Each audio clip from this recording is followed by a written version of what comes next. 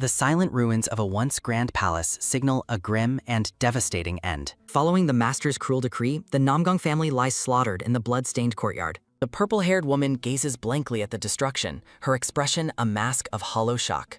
A pained gasp escapes her as the reddish-brown-haired man pins her down with his blade. The leader of the blood cult, the Blood Demon, demands her life while she spots something horrifying. He mocks her lack of understanding as he ruthlessly drives his sword through her chest. The Blood Demon whispers a cruel truth, identifying her as the very last living Namgang. Trembling, the purple-haired woman looks down at the lifeless body of a noble-looking man. Her world shatters as the Blood Demon reveals the dead man is her own father. A pained sounds as he strikes her, explaining her father sacrificed everything to find her. Gasping for breath, she realizes she unconsciously stopped fighting once her true lineage was revealed. Tears and blood mingle on her face as she endures his mockery of her pitiful state. The Blood Demon turns away, reflecting on the long years he spent molding her into his disciple. With a sinister smile, he admits he raised her specifically to destroy her own family. He stands triumphantly over the carnage, gloating that she annihilated her clan with her own hands. A hollow, blood-choked laugh rings out as the broken woman collapses into a heap. Deeming the slaughter boring, he decides to end the massacre and leave her to the silence. His interest fading into the night, the Blood Demon prepares for his final, lethal strike. With a cold, final goodbye, he offers a mocking farewell to his doomed disciple. As her life fades into a pool of blood, she laments her blind loyalty to a monster. Darkness finally claims her as she closes her eyes, succumbing to her grievous wounds. A sudden chorus of birds chirping wakes her, revealing she is alive in a soft bed. She sits up in a daze, stunned to find her body light and entirely uninjured. Peering into a basin of water, she is struck with disbelief at the reflection staring back. She realizes with a start that she has returned to her 10-year-old self. Walking through a busy inn, she listens to the lively bustle of the world outside. She leans over a balcony, observing the patrons and catching snatches of their urgent conversation. The travelers mention that the Namgang clan has once again increased the bounty for their lost child. They discuss the relentless persistence of the clan head in his search for his daughter. One man doubts a child missing for 8 years could ever be found alive. The young purple-haired girl listens in silence, her heart racing at the mention of her family. They confirm the only clue is a unique birthmark located on the nape of the neck. Realization strikes her like a bolt of lightning as she connects the dots of her past. She remembers that the Blood Demon deliberately scarred her neck to hide her noble birthmark. She understands now that her lost memories were suppressed by his dark internal energy. Standing before the ruined palace of the future, she vows to stop the Blood Demon's conquest. Steeling her resolve, the purple-haired girl decides it is time to reclaim her true home. She sets her sights on the Namgang estate, determined to rewrite her tragic history. Her serious mission is briefly paused as her eyes wander toward a stall of candied fruit. She stares at the sweet treats with a long-forgotten, childish yearning. The vendor asks if she wants a snack, pulling her back from her momentary distraction. The scene shifts to Naknam County, where the Black Cloud Gang maintains its fortress. A series of thunderous knocks sound as a small fist strikes the heavy wooden gates. Crunching on her candied fruit, the girl waits patiently for the guards to answer. When the guards mock her request to see the Arc Lord, she blasts the door open. Wood splinters fly as she tests the impressive power residing within her young body. The guards inside are thrown into a panic by the sudden, violent intrusion. She walks calmly through the wreckage, deciding to spare their lives in this new timeline. A terrified guard freezes as a red streak of energy flashes dangerously close to his face.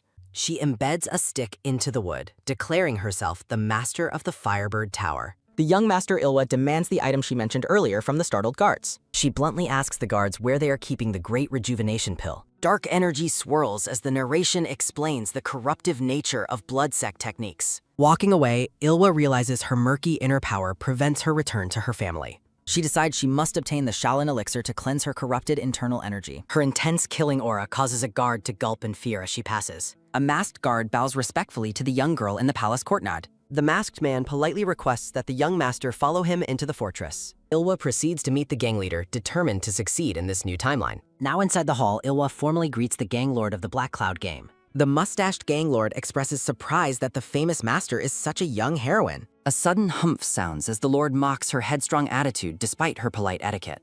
Tension thickens as the two masters lock eyes across the ornate meeting hall. Ilwa carefully counts the elders and guards, calculating the odds of a potential confrontation.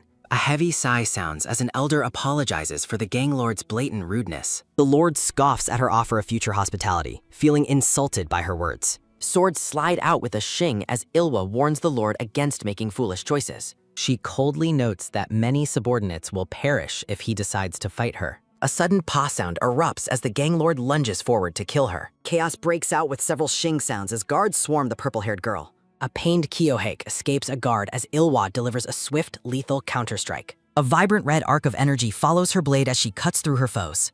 A guard shouts "hop" while lunging, but Ilwa easily tracks his every desperate movement. With a quick whoosh, she leaps over her attackers with incredible speed and grace. A guard gasps "what?" in shock as the young girl suddenly vanishes from his sight. She ruthlessly declares that she offered them a chance to avoid this bloody fate. Slashing through the air, she mows down multiple guards in one fluid, lethal motion. A loud "arg" echoes as the gang lord panics, ordering his men to kill her. He wonders if he underestimated her as she effortlessly dismantles his entire elite guard. She spins through the hall, her movements far exceeding the reputation of Firebird Tower. Blood spatters the floor as she moves too quickly for anyone to effectively react. A sharp shing sounds as her blade flashes past the gang lord's terrified face. Ilwa stands perfectly still amidst the carnage she created with her own young hands. The lord realizes with horror that she is a master who regained her youth. He desperately screams about the item, hoping to trade it for his wretched life. Trembling and defeated, the gang lord finally agrees to hand over the secret pill. Her hand clasps the small pouch containing the elixir in the quiet forest. She notes the lord surrendered much faster than he did in her previous life. Looking around the woods, she searches for a secure location to perform chi circulation. A light whoosh sounds as she runs through the forest with a renewed purpose. She suddenly stops, sensing a hidden presence tailing her through the dense trees. Several pat sounds echo as a fast-moving figure leaps between the high branches. Another quick pat sound signals the pursuer closing in on her exact position. Ilhwa demands the stalkers show themselves since they aren't even trying to hide. She stares up into the canopy, waiting for the mysterious shadow to finally appear. A black-haired man with a goatee chuckles, praising her for being a clever kid. He sits casually on a branch, fiddling with a leaf while watching her closely. Ilhwa's eyes widen as she recognizes the man as someone from her tragic past. Narration identifies him as a legendary master among the top 3 Namgung family warriors. He is Sub Mugwang, the formidable leader of the elite Gale Wind sword unit. Sub Mugwang gazes down coldly, warning the girl that her life depends on her next answer. Small and resolute, the purple-haired girl prepares to face the legendary warrior's judgment. A gentle breeze sounds as she realizes running into this formidable man is a dangerous complication. A quick slide sounds as she steels her nerves, realizing there is no turning back now. Clasping her hands in a formal martial salute, she speaks a name that echoes from a forgotten life. The man freezes in total shock as he hears her utter the name Solwa. With a light tap, he leaps down, mocking her strange aura while questioning her seniority. She explains that a past accident erased her early memories, leaving her age a mere estimate. The legendary warrior falls into a heavy, contemplative silence as he studies her mysterious face. When questioned about her training, she claims her former masters tried to take her life. A pained look crosses his face as she reveals the betrayal she suffered in Yunnan. She shifts her weight, explaining she must cleanse the dark internal energy poisoning her body. He demands to know why she would sacrifice her power to start over from scratch. She admits she fears her noble family would never accept her current corrupted state. She identifies her hometown as Hefei, the very heart of the powerful Namgung clan's territory. His heart races as he realizes this mysterious child claims to be from his own home. A thoughtful hum escapes him as he stares at her with a mix of suspicion and hope. With a sudden thud, he places a hand on her shoulder, deciding to trust her.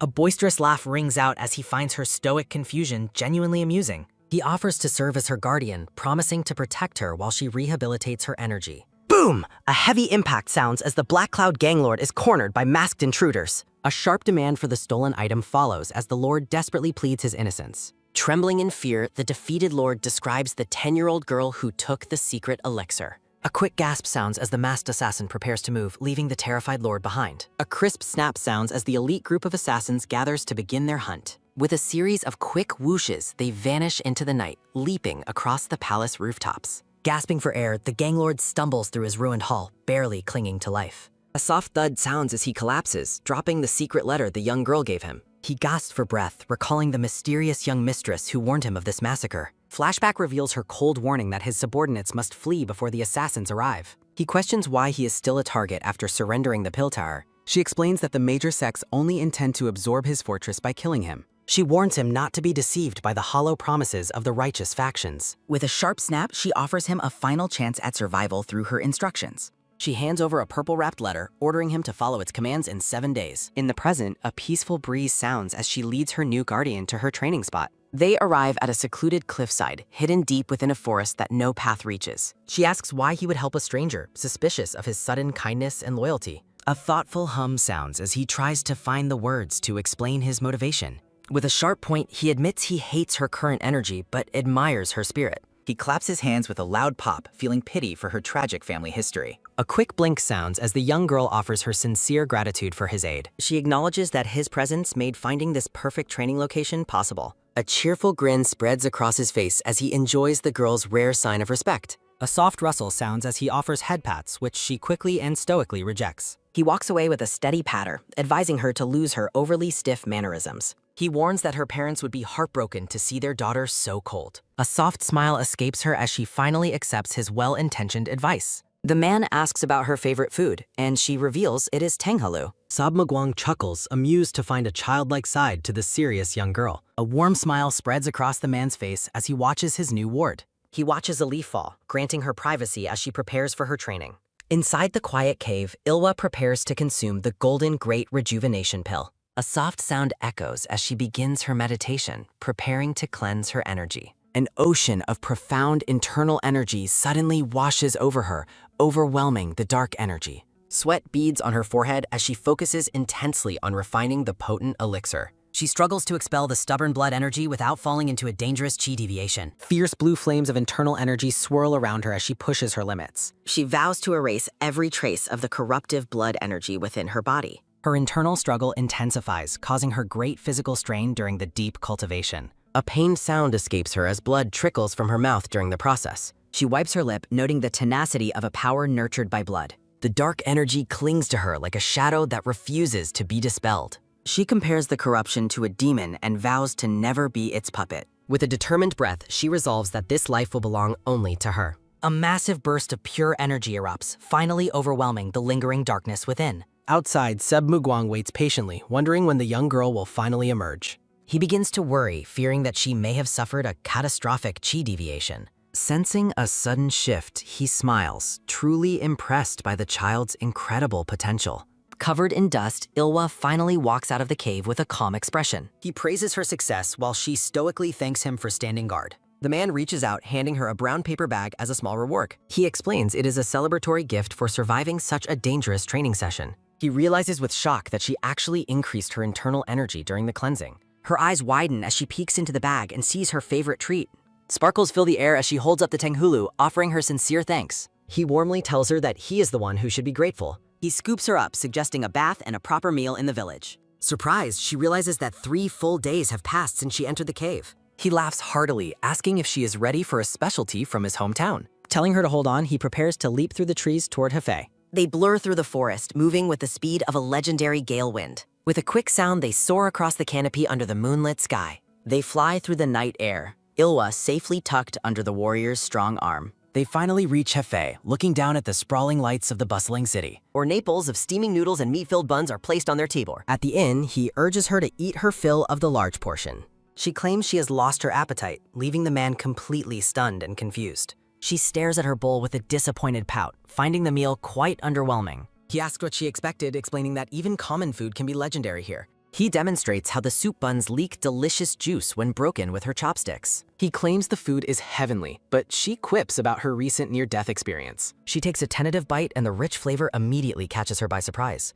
Her eyes sparkle with delight as she realizes just how delicious the specialty truly is. So Mugwang laughs boisterously as the girl begins devouring the meal with renewed vigor. He watches her eat, his expression filled with pride and newfound fondness. With a loud sound, he gives her an enthusiastic head pat that surprises her. The legendary warrior's laughter echoes through the inn, ending their long journey on a high. Ilwa finishes her meal with focused determination, her purple hair messy from the journey. Outside the bustling inn, Siab Mugwang and Ilwa bid a friendly farewell to their hosts. A hearty wahaha sounds as Siab Mugwang watches over the quiet streets from a balcony. A kneeling subordinate reports that the pesky rats in the area have been handled. Sub Mugwang examines a piece of dark cloth bearing a mysterious red bird crest. He prepares to report to the family head, wondering if the child should remain. Siab Mugwang confidently asserts that the child is strong enough to handle any trouble. While the master looks ahead, Ilwa rests comfortably in a nearby bed, finally safe. The magnificent hall of the Celestial Tiger stands as the proud heart of Namgung. A heavy thud sounds as a fist slams down over the mention of gold.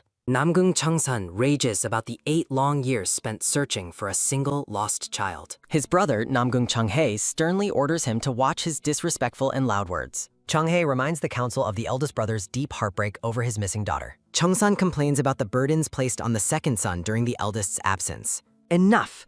Namgung Muchian silences the hall as a powerful, draconic image looms behind him. The third son immediately bows in submission to his father, the Lord's absolute authority. Mu Chen acknowledges the long, painful search for his granddaughter that has lasted 8 years. The elders sit in a heavy silence, discussing the vacant position of the young lord. Mu Chen asks if there is resentment, but Changsun claims he only wishes for her return. The Lord questions if anyone could ever truly give up on their own blood. Realizing his error, Changsun bows deeply and admits he was being incredibly short-sighted. Mu Qian dismisses the council with a stern warning against speaking so carelessly in the future. The other elders watch the interaction, sensing the deep discontent simmering within the family. Suspicions arise that someone may be manipulating the easily swayed Changsun for their own ends. Mu Chen taps the armrest rhythmically, worried about the growing resentment among his sons. A soft tap sounds as Mu Qian announces that the child has finally arrived. Seb Mu Guang enters the grand hall, standing tall before his legendary and powerful master. The Lord orders everyone else to leave, seeking a private moment with his trusted master. Mu Qian asks if the child is truly here, and Seb Mu Guang confirms her arrival.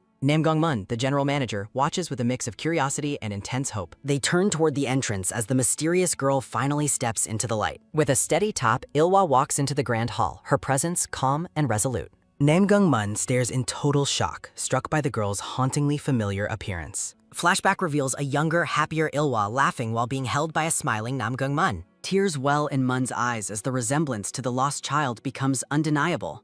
A quiet sniff sounds as Seb Mu Guang warns the emotional manager not to jump ahead. Mu Chen watches the child with a piercing gaze, his expression remaining stern and unreadable. Standing small but proud, Ilwa faces the 3 powerful men in the massive hall. She stares into the Lord's eyes, sensing the overwhelming power of the Sword Sovereign. The narrator identifies the Lord as an absolute master, one of the 10 strongest. A quick clinch sounds as she reminds herself he is not currently her enemy. Clasping her hands, she offers a respectful and formal greeting to the Namgun ward. Namgang Moon asks for her name, and she clearly identifies herself as Ilhwa. Meng questions her claim, noting that the child they seek has a specific birthmark. She explains she came because of memories that lingered from growing up here. Mun leans in with great interest, asking her to describe those childhood memories. She recalls a peaceful pond, a weeping willow, and a path filled with poppies. The memory shows her small hand holding onto a large, firm, and warm finger. The 3 men stand in a heavy, contemplative silence as her vivid story concludes. Muqian finds her story extraordinary, his gaze softening slightly as he studies her face. Ilwa realizes the Lord is reacting to her story about the garden's specific layout.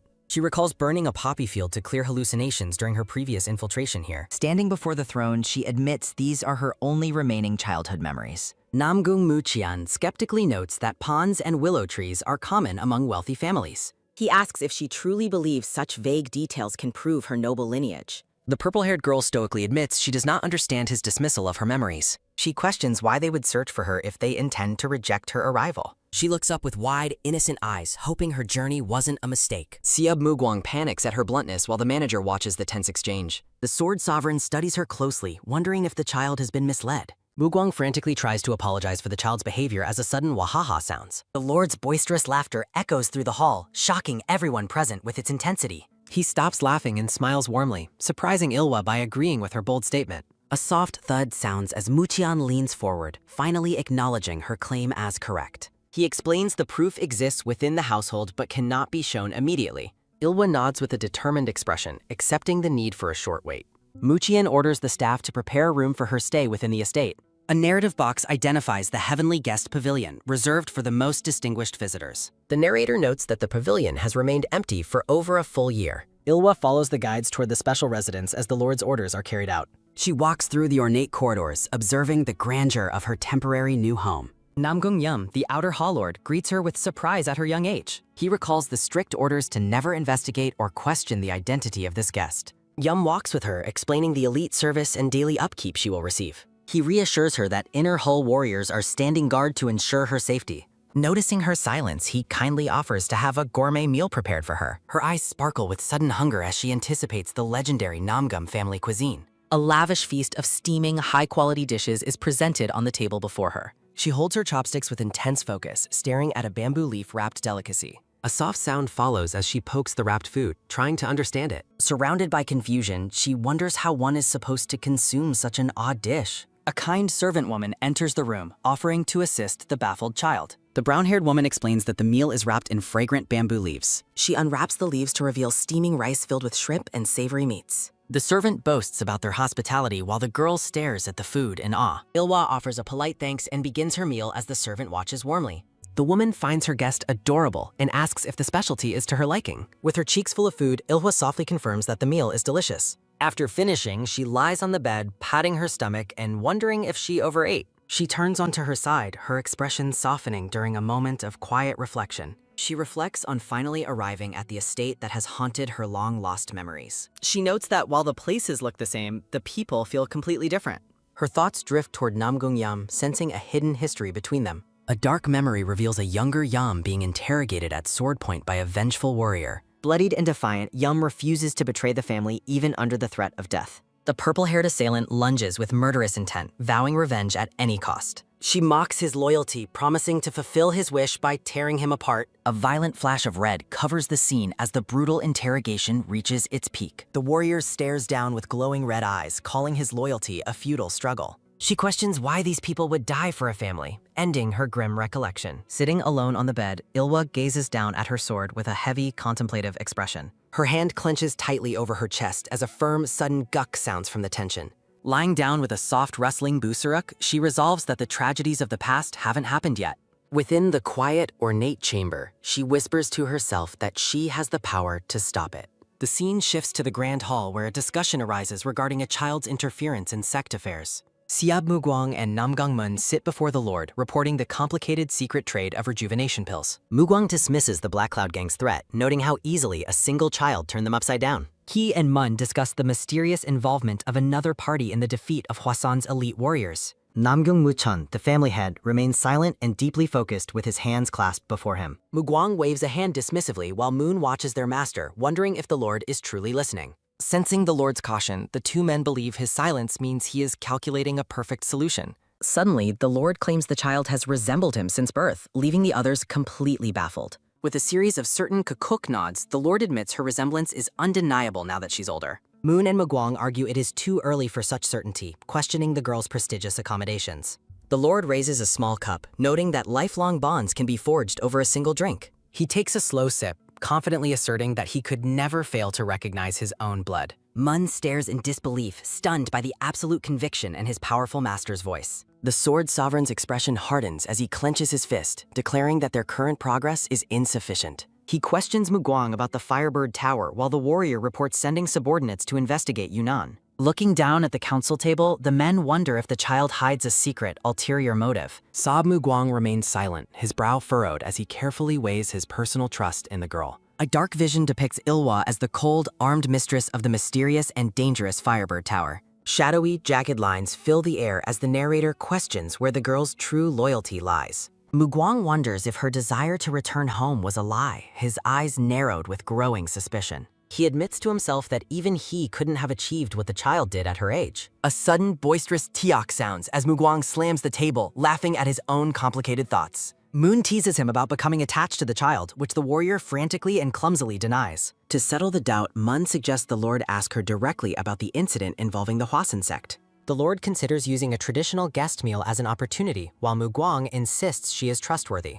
With a hearty tiak, the Sword Sovereign laughs warmly at the prospect of dining with his granddaughter. Back in her room, Ilwa meditates as a fluid sua sound accompanies the blue energy between her hands. She feels the pure energy circulating through her body, refreshing every meridian point with its cooling power. With a focused heap, she finds this calm energy much easier to control than her previous blood arts. Knowing she reached a high stage in her past life, she aims to surpass it even faster now. A luminous blue glow surrounds her as she repeats that she must achieve her goals at all costs. Suddenly, a sharp Meowmchit flinch breaks her concentration as the swirling energy begins to stabilize. She opens her eyes, realizing she shouldn't increase her internal energy before learning the family's specific techniques. Slumping forward with a weary whew, she reminds herself not to break the trust she hasn't earned yet. Sitting up with a frustrated Hessam, she finds it a pain to hide the vast knowledge she possesses. A light Dararuk sounds as a surprised servant girl enters the room to check on her guest. The servant offers a private training ground, but Ilwa curiously asks if there are other facilities available. The servant bows politely, explaining that as an honored guest, she may use any outer hall grounds.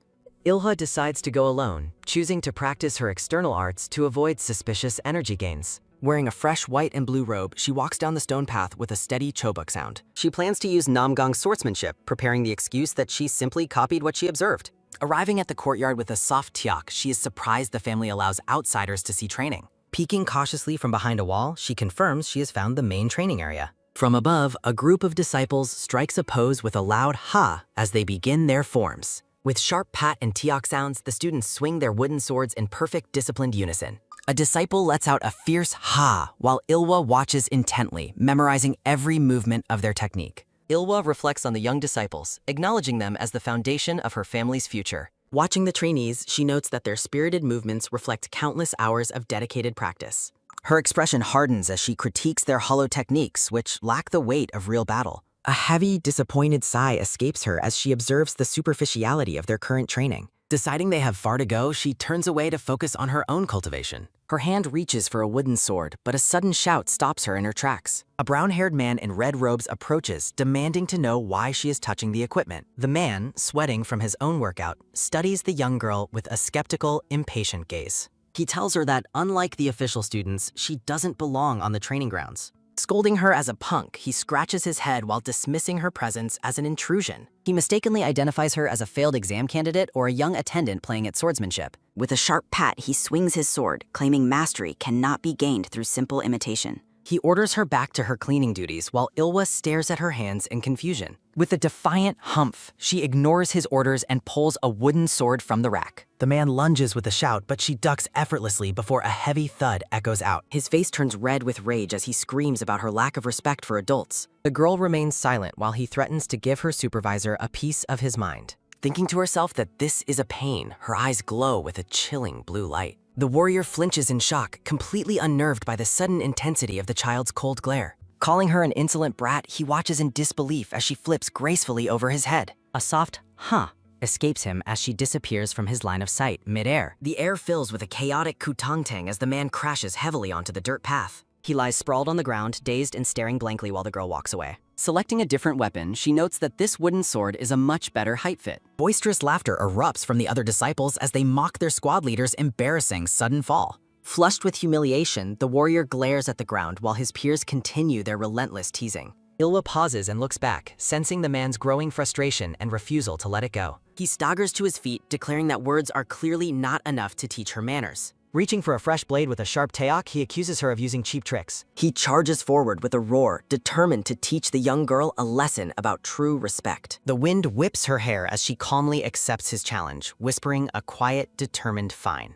A fierce hop cry signals his lunge as she prepares to meet his direct, powerful assault. He strikes from above with a blurring siwa, but the girl stands perfectly still and ready. He continues his lecture on manners while unleashing a flurry of aggressive, high-speed wooden sword strikes. The man lunges with a desperate downward strike, his shadow looming large over the small girl. She dodges his heavy blow with a swift, fluid motion, leaving him swinging at empty air. A pained ugh sounds as she lands a precise, stinging counterattack against the warrior's side. With a confident chuck, she spins her wooden sword into a perfect, low-profile combat stance. She stares him down with a smirk, her agility clearly overwhelming his traditional, slow-moving techniques. Cursing under his breath, the squad leader prepares one final, desperate strike to reclaim his honor. A sharp talk rings out as she disarms him, sending his wooden sword flying into the air. The weapon spins high above the courtyard, a silent testament to her overwhelming, superior skill. He collapses onto the ground in defeat as his sword clatters uselessly into the nearby dust. Panting heavily, the exhausted warrior sits in the dirt while the girl watches him with calm indifference. The surrounding disciples whisper in shock, realize they just witnessed an utterly humiliating one-sided fight. She rests the wooden sword on her shoulder, looking back at the stunned man with cool eyes. She tells him to stop underestimating her and to give it his absolute all next time. The squad leader stares up at her, his jaw dropped as he struggles to catch his breath. He remains silent, clenching his fist while grappling with the realization that he was just outclassed. Standing up with a resigned expression, the man finally agrees to take her challenge seriously. The squad leader grips his wooden sword with newfound focus, determined to fight properly. Ilwa observes his shift in intensity, noting he is finally gauging her martial skill. She stands her ground, calmly waiting for his next move with her wooden blade ready. Narration reflects on the complacency of warriors protected by a prestigious name without real battle. A low siu sound fills the air as the man focuses his internal energy. With a sharp tak and ki, their wooden swords clash in a flurry of movement. Amidst the intense exchange, Ilwa finds herself genuinely curious about his improved fighting style. He lunges forward, but she maintains her composure as their blades meet with a loud clang. A sharp pak rings out as she wonders if she can sharpen their dull skills. With a fluid huik, Ilwa spins gracefully to avoid a wide, heavy strike from her opponent.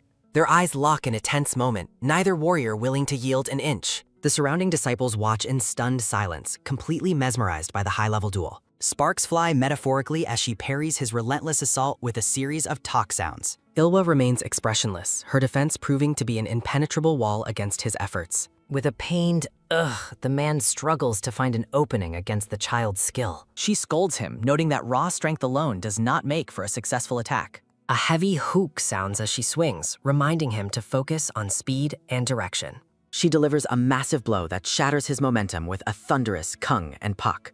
With a weary hu, the warrior stares in disbelief at the sheer force she possesses. She charges in with a fierce whak, determined to end the training session decisively. Ilwa warns that overexertion causes the body to stiffen, making the sword impossible to control. A sharp talk rings out as she strikes his leg, causing him to stumble painfully. She blurs past him with incredible speed, leaving him swinging at empty air once again. He gasps in shock as she delivers the final, overwhelming strike of their duel. A massive energy burst erupts from the impact, signaling the end of the one-sided fight. Billowing clouds of dust settle over the training ground after the intense final clash. Gasping for air, the defeated squad leader collapses onto one knee, leaning on his sword. A sharp chirk sounds as he looks up, his face filled with shock and exhaustion. Ilwa stands over him, her expression neutral as she observes the result of her lesson. She turns to leave, their silhouettes framed against the grand backdrop of the training hall. Sighing with a weary hu, she wonders if the man truly understood her martial advice. She announces her departure, noting that training here has become far too difficult for today. The squad leader remains on the ground, sweating profusely while struggling to catch his breath. Ilwa walks away with her wooden sword on her shoulder, leaving the stunned disciples behind. She regrets drawing so much attention, wishing she had practiced in the guest hall instead. Looking back at the hall, she leaves the future of the Namgang name to Tum. She studies her hand, admitting to herself that her own strength control is still lacking. A heavy urung weight settles over her as she realizes her young body is frail. She decides to return to the inn, her steps becoming unsteady as fatigue takes hold. Her vision blurs and her balance fails as she begins to collapse in the courtyard. A sudden talk sounds as the girl is caught by a tall, dark-robed warrior. Siob Muguang holds the unconscious child in his arms, his expression full of silent concern. Her eyes flutter open as the man calls out to her with a gentle greeting. Muguang notes her poor appearance, asking the girl what is wrong with her health. She tries to dismiss it as simple dizziness, but the warrior isn't buying her excuse. He hoists her up with a sudden lunge, making her cry out in startled protest. Ignoring her complaints, he carries her away to find the cause of her sudden illness. With a smirk, he insists that what she needs most is a professional medical examination. A soft siu sound accompanies their arrival at a room filled with ancient medicine jars. He calls out for attention as he prepares to have the child's condition properly checked. Sub Muguang leads Ilwa into the medical hall, frustrated to find the room empty. He tells the young girl to wait patiently while she offers a quiet nod. Ilwa studies the medical equipment, noting the high-quality ingredients and the head's clear skill. She ponders on the medical hall's head, whom she never encountered in her previous life. Her thoughts drift to why an outsider would remain in the palace after a downfall. A woman's playful voice suddenly calls out from the entrance of the medicinal room. Startled by the sound, Ilwa turns around to find a stranger watching her from behind. The green-haired woman laughs at the girl's wide eyes amidst a flurry of falling petals.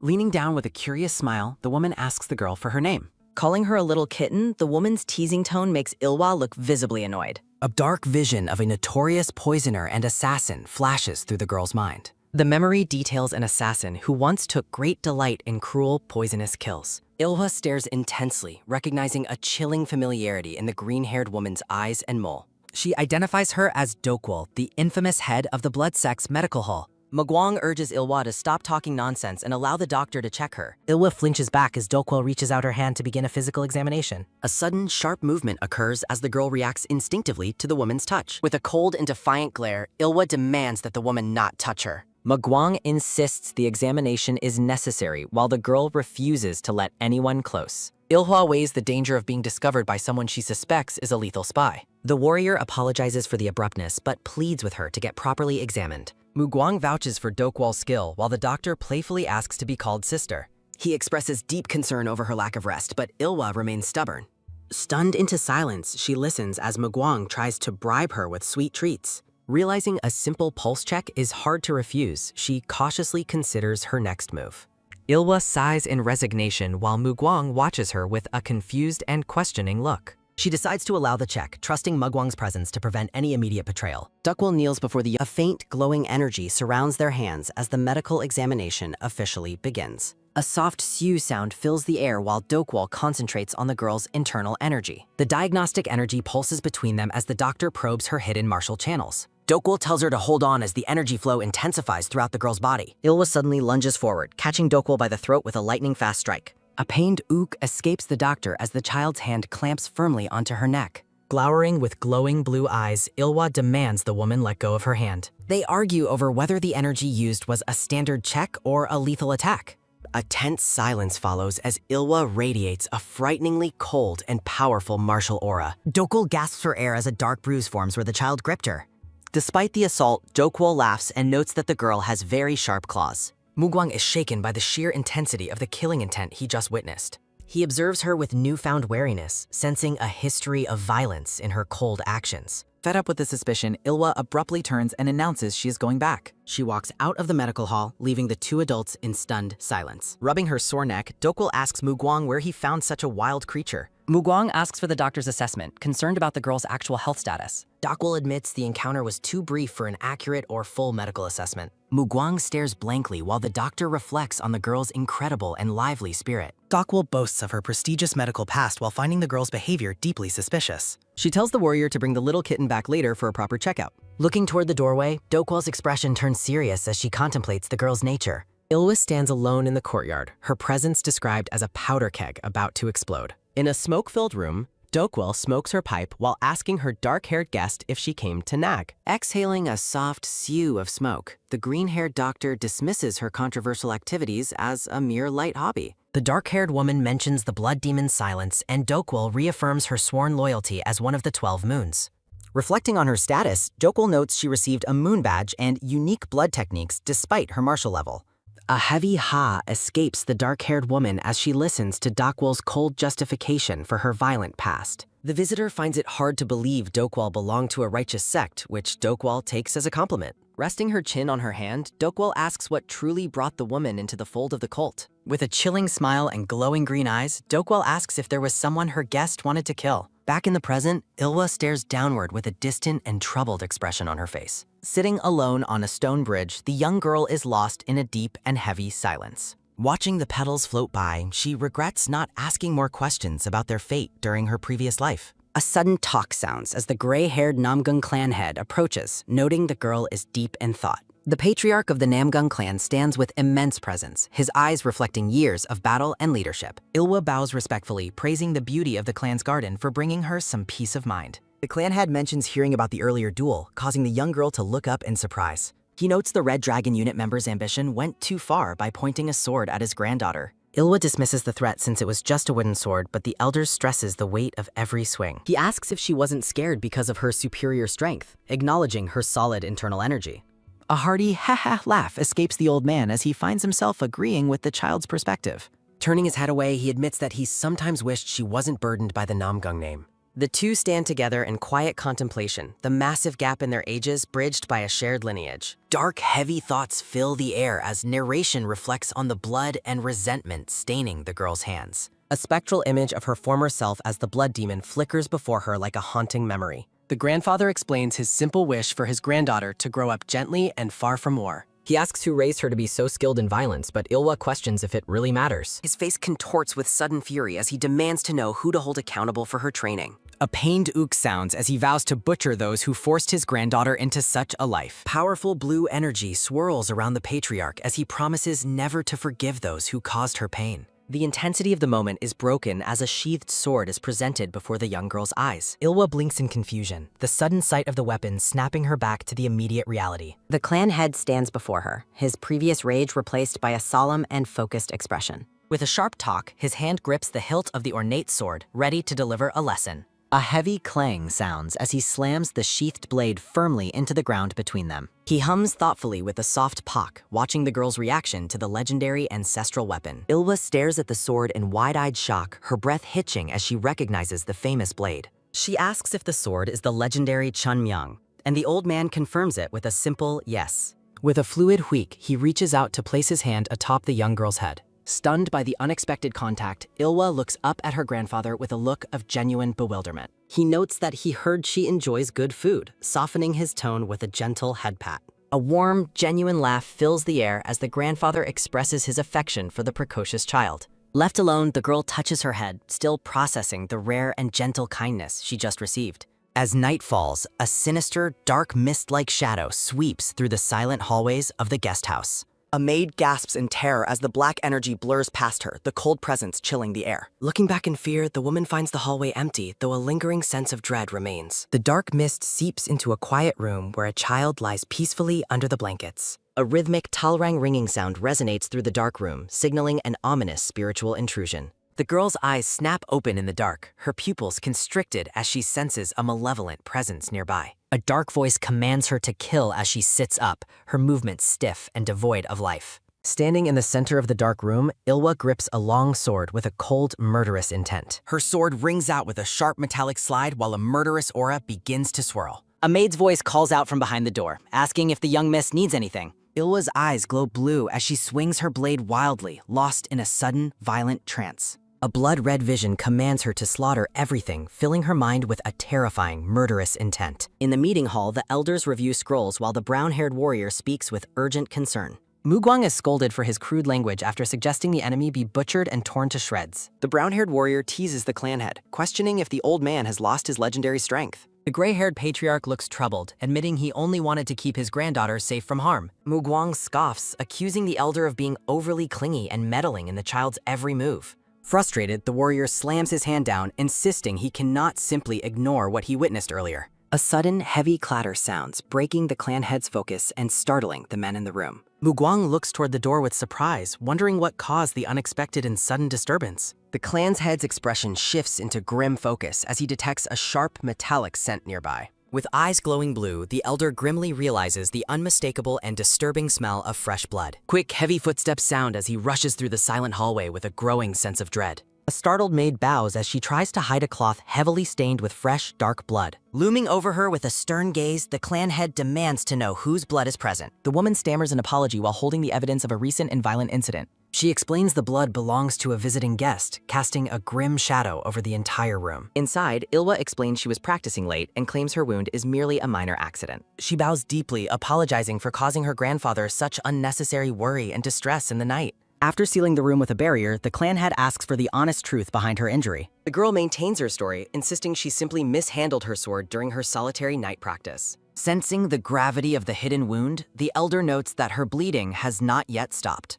He treats her with a glowing blue energy, urging her to trust him as much as he trusts her. A look of profound sadness and worry crosses the old man's face as he helps his granddaughter. Ilwa stares at him with wide, curious eyes, agreeing to keep his protective advice in mind. Mugwang announces that the medicine hall chief has arrived to take over the girl's medical treatment. The patriarch departs for the night, leaving the child to the care of the green-haired doctor. Alone in the dim light, Ilwa touches her bandaged arm with a distant and troubled expression. Outside the room, Mugwang bows respectfully as the weary clan head walks past him in silence. The girl wonders how long she can keep her dark, internal struggle hidden from her family. She recalls waking up with a sword in hand, forced to cut her own arm to break a trance. Deeply disturbed, she realizes her body was moving under the blood demon's commands during her blackout. A drop of sweat falls as she determines that only one person can explain her current curse. The green-haired doctor peeks through the door, playfully asking the little kitten if she can enter.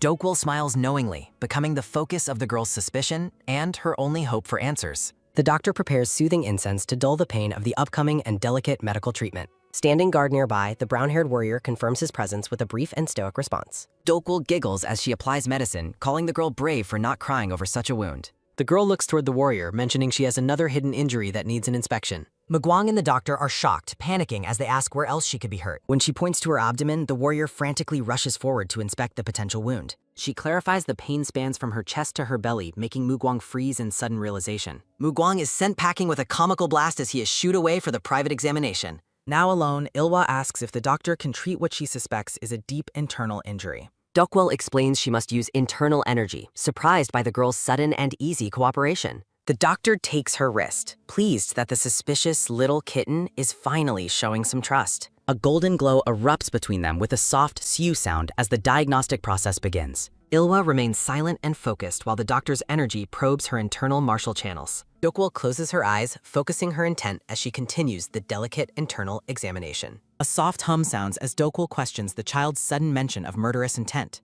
The golden glow intensifies as Ilwa reveals that the person she once was has died. Dokwul explains she sought vengeance because someone she loved was cruelly and deeply hurt. Sensing a shift, Dokwul asks if Ilwa still carries love for someone in this life. A pulse of energy resonates while Dokwul asks if her loyalty truly lies with Namgang. She notes the complexity of her answer, hinting at a past life's lingering and dark shadows. Ilwa gives a firm yes, her gaze steady and filled with an unspoken, heavy resolve. Dokwul reflects that the child currently harbors no deep grudge toward the infamous blood demon. Unlike her previous bloodthirsty incarnation, Dokwul observes that this Ilwa still possesses a heart. A sharp click sounds as Ilwa grips a box containing vials of the lethal Blood King poison. Dokwul reveals she knows Ilwa's secret identity, suggesting this life might take a different path. Ilwa asks for the doctor's help, specifically to stand against the coming threat of the blood demon. A soft vision of a beautiful blonde woman smiles gently amidst a flurry of falling petals. Narration recalls a village drowned in blood after a low-born woman dared to refuse a prince. The tragic annihilation of an entire village was considered a trivial pastime for those of status. A lone survivor entered the royal palace, disguised as a humble assistant to the physician. Looking upon the back of the woman's head, the narrative shifts toward her long-planned palace vengeance. A drop of blood falls as the second prince is revealed to be poisoned to death. Ilwa asks how Dokwul managed to enter the Namgang family under such suspicious circumstances. Dokwul clarifies she didn't perform a background check, seeking to avoid any immediate and dangerous misunderstandings. Ilha remembers how Dokwul's constant, annoying chatter was a staple of their complicated past life together. A sudden movement sounds as Ilwa requests a more thorough and deeper inspection of her body. With a somber tone, the young girl reveals that a dark curse has been placed upon her. She explains that this malicious mental shackle is known as a suggestion used for mind control. Dokwul listens intently as Ilwa describes the dark magic designed to dominate a target's every action. There are only two ways to break it: kill the caster or run completely and violently rampant. Dokwul stands silently, processing the terrifying reality of the mental prison holding her young patient. The doctor explains that while weak connections break easily, a strong one is far more perilous. Ilwa realizes with dread that her master could seize control of her body at any moment. Walking alone, a spectral and bloody warning from her former life echoes through the dark shadows. The girl wonders if the sinister presence was trying to deliver a specific and hidden message. Ilwa worries that waiting for Torian to find another way might prove to be too late. A soft sigh escapes her as she considers the watchers Mugwang has already assigned to her. A sharp hot sounds as Ilwa observes warriors training, seeking a way to create a diversion. Peeking from the shadows, she watches Mugwang practice, her mind calculating his potential as an ally. She needs those who can accomplish tasks impossible for someone trapped in a child's small body. Mugwang looks toward her with a fierce gaze, his presence embodying the strength she now requires. Ilwa remains focused, her eyes tracing every move of the powerful warrior training in the courtyard. With a sudden explosive hop, Mugwang leaps forward, his sword cutting through the morning air. A rhythmic whish sounds as the brown-haired man demonstrates his incredible skill with the wooden blade. Sweat pours down his face during the intense training, his movements fluid and full of power. He exhales a long, controlled hoo as he stabilizes his breathing after the strenuous martial exercise. Mugwang closes his eyes for a brief moment of quiet focus amidst the sounds of practice. Ilwa suddenly leaps from the shadows, her voice ringing out as she initiates a surprise test. Descending from above, the young girl swings her practice sword with a surprising and deadly speed. A startled gasp escapes Mugwang as he barely perceives the sudden and fierce overhead attack. A heavy clack sounds as their wooden swords collide, the force of the blows surprising them both. Narration notes that Mugwang's feet weren't firmly planted, leaving his balance vulnerable to the impact. His body feels stiff from overly tense muscles as he struggles to recover from the child's strike. Clack! Their wooden swords collide as Ilhwa swings with relentless and unconscious momentum. A grinding clatter sounds as Jipyeong struggles against the child's surprisingly heavy and focused strike. Boom! The wooden sword shatters under the pressure, leaving the warrior completely wide open. Jipyeong stares at his broken hilt, stunned by the sheer difference in their martial ability. A bitter realization of his lack of experience washes over the defeated and humbled warrior. Standing amidst the fragments of his sword, Jipyeong bows his head in deep, silent contemplation. He reflects on his own weakness, ashamed of his arrogance among the outer hall warriors. Sinking to one knee, the brown-haired man admits to himself how pathetic he has become. A low thrum vibrates through the air as Jipyeong trembles, processing the weight of his defeat. He looks up to find the young girl standing nearby, watching him with calm, steady eyes. Ilhwa remains silent, her expression unreadable as she observes the warrior's internal and emotional struggle. Startled by her presence, Jipyeong stammers as he tries to regain his composure before her. He offers a formal greeting, but Ilhwa urges him to speak comfortably as he did yesterday. Jipyeong blushes fearlessly, apologizing for his previous rudeness, while Ilhwa remains confused by his outburst. The warrior introduces himself as Namgung Jipyeong, while the girl simply gives her name as Ilhwa. Jipyeong notes her sword has sharpened significantly, asking if she was imagining a specific enemy. Nervous sweat beads on his face as Ilhwa bluntly asks if he was the imagined target. She shrugs it off, advising him that training with a clear enemy in mind is best. A crisp snap sounds as Jipyeong bows deeply, expressing his sincere gratitude for her martial teachings. He asks how long she will stay, and she expresses a wish to remain for them. Ilhwa pauses with a lingering thought, her gaze turning inward for a brief, quiet moment. Framed by spring blossoms, Jipyeong looks at her with a newfound sense of respect and admiration. Jipyeong earnestly requests the young girl's guidance and teachings during her stay at the residence. He insists that simply watching him train would be enough, making Ilhwa agree with a sigh. The warrior is overjoyed by her acceptance, while Ilhwa remains humble about her sudden teaching role.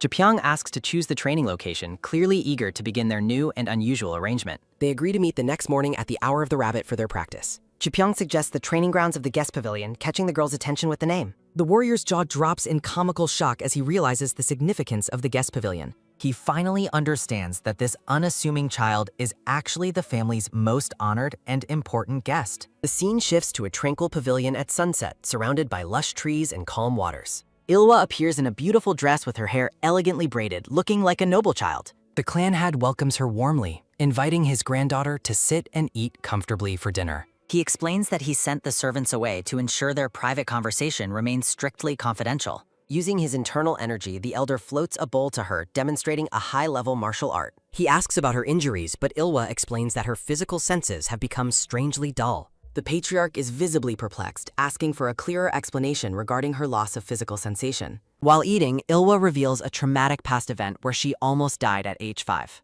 She explains that forced internal energy used to save her life resulted in her lost memories. Enjoying the high-quality food, the girl wonders if such meals are why noble children look radiant. The elder's tone shifts as he asks if her savior was the master of Huaru. Stunned, the old man freezes as he contemplates the implications of her dark and hidden past. He stares at her with a grim, intense gaze, seeking the truth behind her mysterious connections. The clan head asks why she betrayed him, his voice heavy with suspicion and fatherly concern. Ilhwa swallows hard, her eyes wide as she feels the pressure of his direct and probing question. She explains that the Namgung family is currently no match for the power of the casters. The elder questions her sincerity, but she firmly states her intent to take action herself soon. She warns him that confronting the leadership alone would be fatal, especially if 5 of them arrived. The patriarch scoffs at her warning, dismissing the idea of such a threat as a baseless fantasy. A soft tap sounds as Ilhwa looks down, wondering how she can reveal the terrifying truth. A finger points to a character on the table, indicating the specific nature of the threat.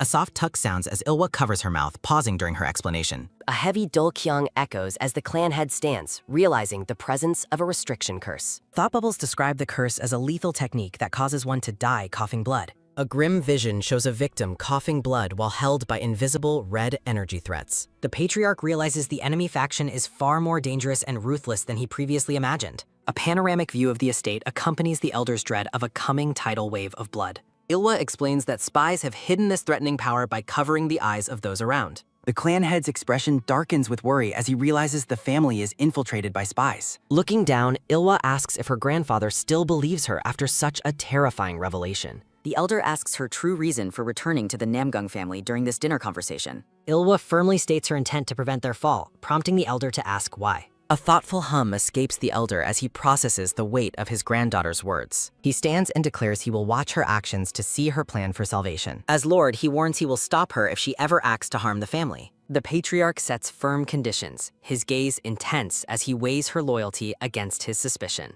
He promises that if her intent is pure, he will become a sky she can depend on. Standing before a grand floral screen, the elder offers his full protection as a great sky. He gives her his word, his expression becoming one of steady and committed support. The scene shifts to Hwaru, where vibrant lanterns illuminate the bustling night market of Yunnan province.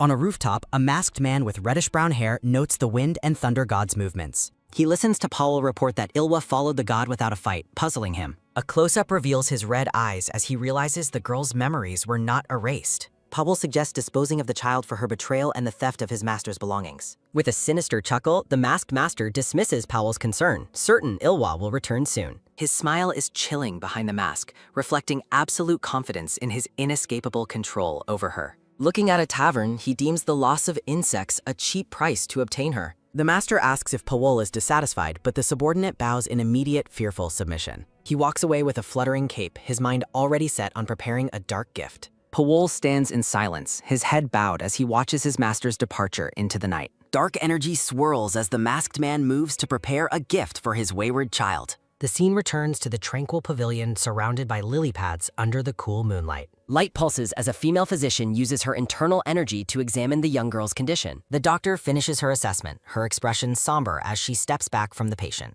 She bows and confirms that a restriction curse is indeed placed upon Ilwa, just as claimed. The clan head asks if it can be removed, but the physician deems it medically impossible. She explains the curse will only undo itself over time, leaving the group in tense silence. Ilwa notes the identity of the enemies will likely be revealed by the time it fades. The elder warns that her life is on the line, and she solemnly promises to be careful. He asks about other issues, prompting Ilwa to reveal her physical senses have become dangerously dulled. Narration notes she cannot gauge her own injuries, making survival in the martial world nearly impossible. The patriarch asks what else is wrong as he prepares to investigate her condition himself. The physician notes the child's meridians are unstable, likely due to her internal energy being purged. The clan head places a hand on her shoulder, intending to examine her with his energy. Blue energy surges into Ilhwa, forming the majestic image of a dragon during the deep examination. The intense light of the elder's internal power reveals the girl's fractured and unstable spiritual state. He pulls his hand away, his face etched with a look of profound sorrow and realization. He understands that she has returned to him after crossing a vast and cruel expanse of time. With a tearful gaze, the patriarch welcomes his granddaughter back home, his heart finally opening. The patriarch laments that her father cannot see her in better health. Startled by a sudden shout for young Master Il, the girl turns quickly. She looks up as voices note the family head remains uninformed of developments. The patriarch watches with a somber expression as he notes someone's terrible timing. A man with long dark hair rushes forward, a servant scrambling behind him. The young girl stares in stunned silence as the newcomer approaches her directly. Framed by white blossoms, a realization strikes that this man is her father. Namgung Chang'un weeps, his identity as a warrior from her past finally revealed. Chang'un stands before his daughter, the heavy weight of years filling the air. She clutches her sleeve, her expression unreadable during the tense and emotional reunion. The patriarch questions Chang'un's messy tears while the warrior confirms his daughter's identity. Chang'un kneels to examine her, his request for a physical check surprising her. He explains that high-ranking families use secret marks to identify their kidnapped children. He describes a dragon-shaped birthmark, revealing a matching faint scar on her neck. A celestial diagram illustrates the specific locations of the marks placed upon the baby. Chang'un gently lifts her foot to confirm the final mark on her heel.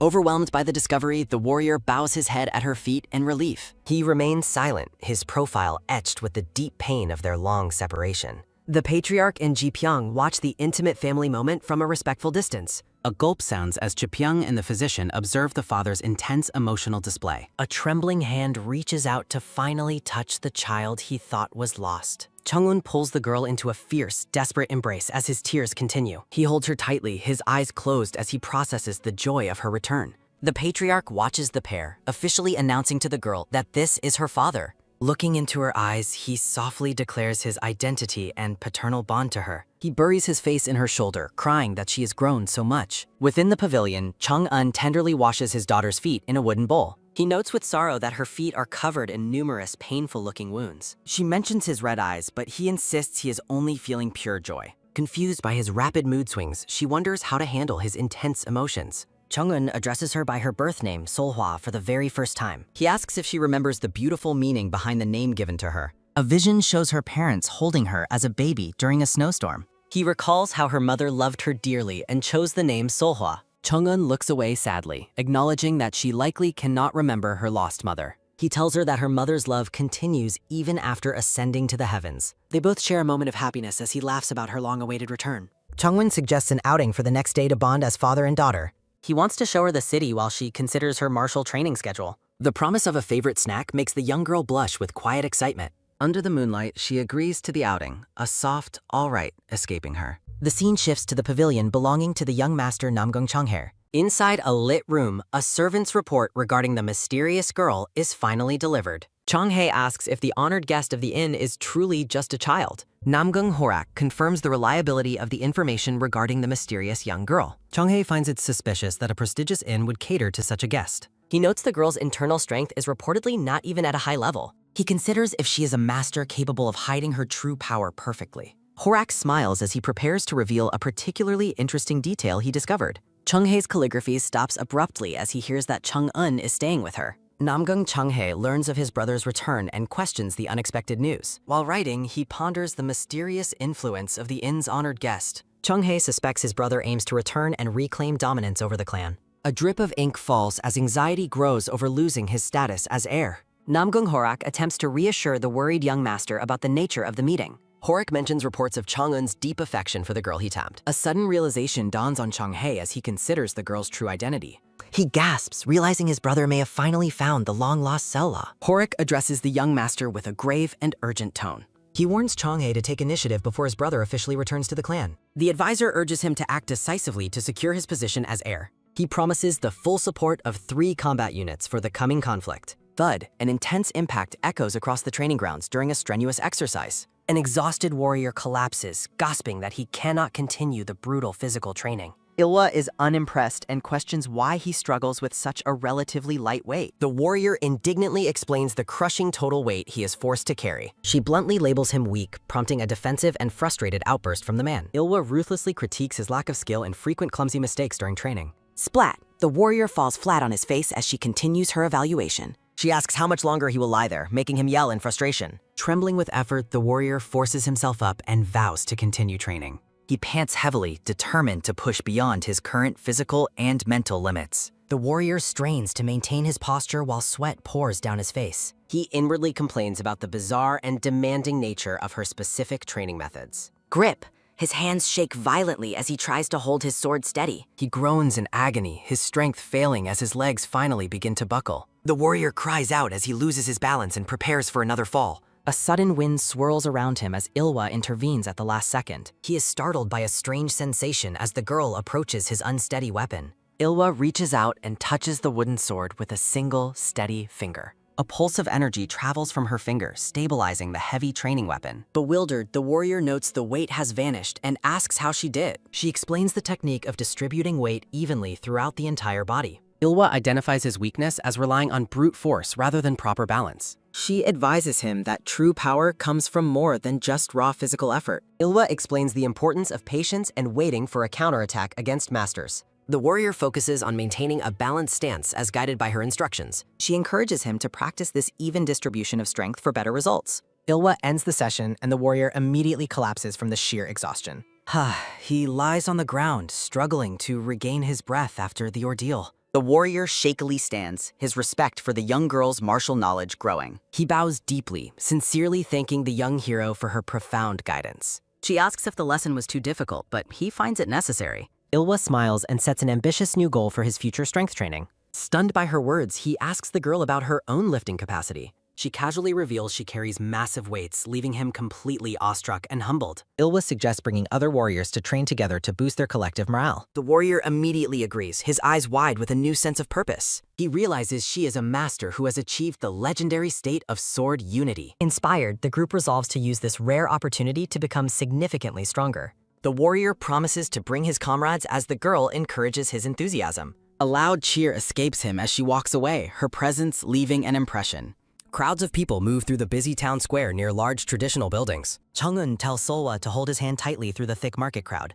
He asks what she would like to eat, prompting her to consider her options. Solhwa surprises her father by suggesting a specific restaurant she knows from memory. Chung-eun looks curious, wondering how she has knowledge of a local eatery. Steaming hot dumplings and noodles are served, looking appetizing in the large bowl. Sitting together, Chung-eun expresses his joy at tasting the familiar food once again. Solhwa surprises him by kindly offering a dumpling from her own plate. She begins eating her noodles enthusiastically as the warm, flavorful meal comforts her. Solhwa reflects on the superior taste of the food compared to other dishes. She wonders why she didn't know this specific shop existed in her previous life. Chung-eun tenderly pats her head, encouraging her to eat well and grow strong. A sudden, angry shout regarding payment interrupts their peaceful and quiet father-daughter meal. Arrogant men bully the innkeeper, claiming they forgot their coin pouch for the bill. A loud crash echoes as the man stomps his foot down, demanding the tab weight. The bully grabs the innkeeper by the collar, threatening him for talking back. Chung-eun watches with a cold gaze as the men arrogantly use the Namgung name. A loud thud sounds as the innkeeper is violently shoved to the ground. The bully mocks him, claiming their role as warriors justifies their unpaid debts. The innkeeper looks down, trembling and sweating in fear of the aggressive men. A pained groan escapes him on the floor as the bullies prepare to leave. Boisterous laughter fills the air as the arrogant men walk away without paying anything. They continue their loud display, walking out while praising the meal they stole. A quick rush sounds as a young worker rushes to the fallen innkeeper's side. The worker suggests reporting them, but the innkeeper knows the magistrate is powerless. Chung-eun stands up, his shadow looming as he prepares to address the unfair situation. He asks Solhwa to stay and keep eating while he steps away briefly. As he leaves, Solhwa notes that he has already positioned guards for her safety. A sudden sound echoes as the sliding door moves, signaling his movement. Chung-eun returns, explaining he dealt with them and ordered them into seclusion. He drinks tea, planning to reimburse the innkeeper from the men's deducted salaries. Solhwa looks up, surprised that the punishment ended so simply and quietly. She asks if he intends to cut off their hands or tongues as punishment. Chung-eun looks serious as he notes deceitful words warrant cutting off their tongues. Solhwa realizes that the Namgung family's righteousness prevents more brutal and violent outcomes. He explains that maiming them would permanently ruin their lives as warriors and people. Solhwa suggests that people should be given a chance to correct their mistakes. Chung-eun looks at her softly, considering the weight of her wise and mature perspective. A close-up of his face reveals a complex mix of sorrow and deep realization. Walking through the market, Solhwa enjoys a sweet candy skewer with her father. A merchant eagerly shows off new jewelry to the pair as they continue walking. Chung-eun wants her to see a bracelet, though she mentions he already bought plenty.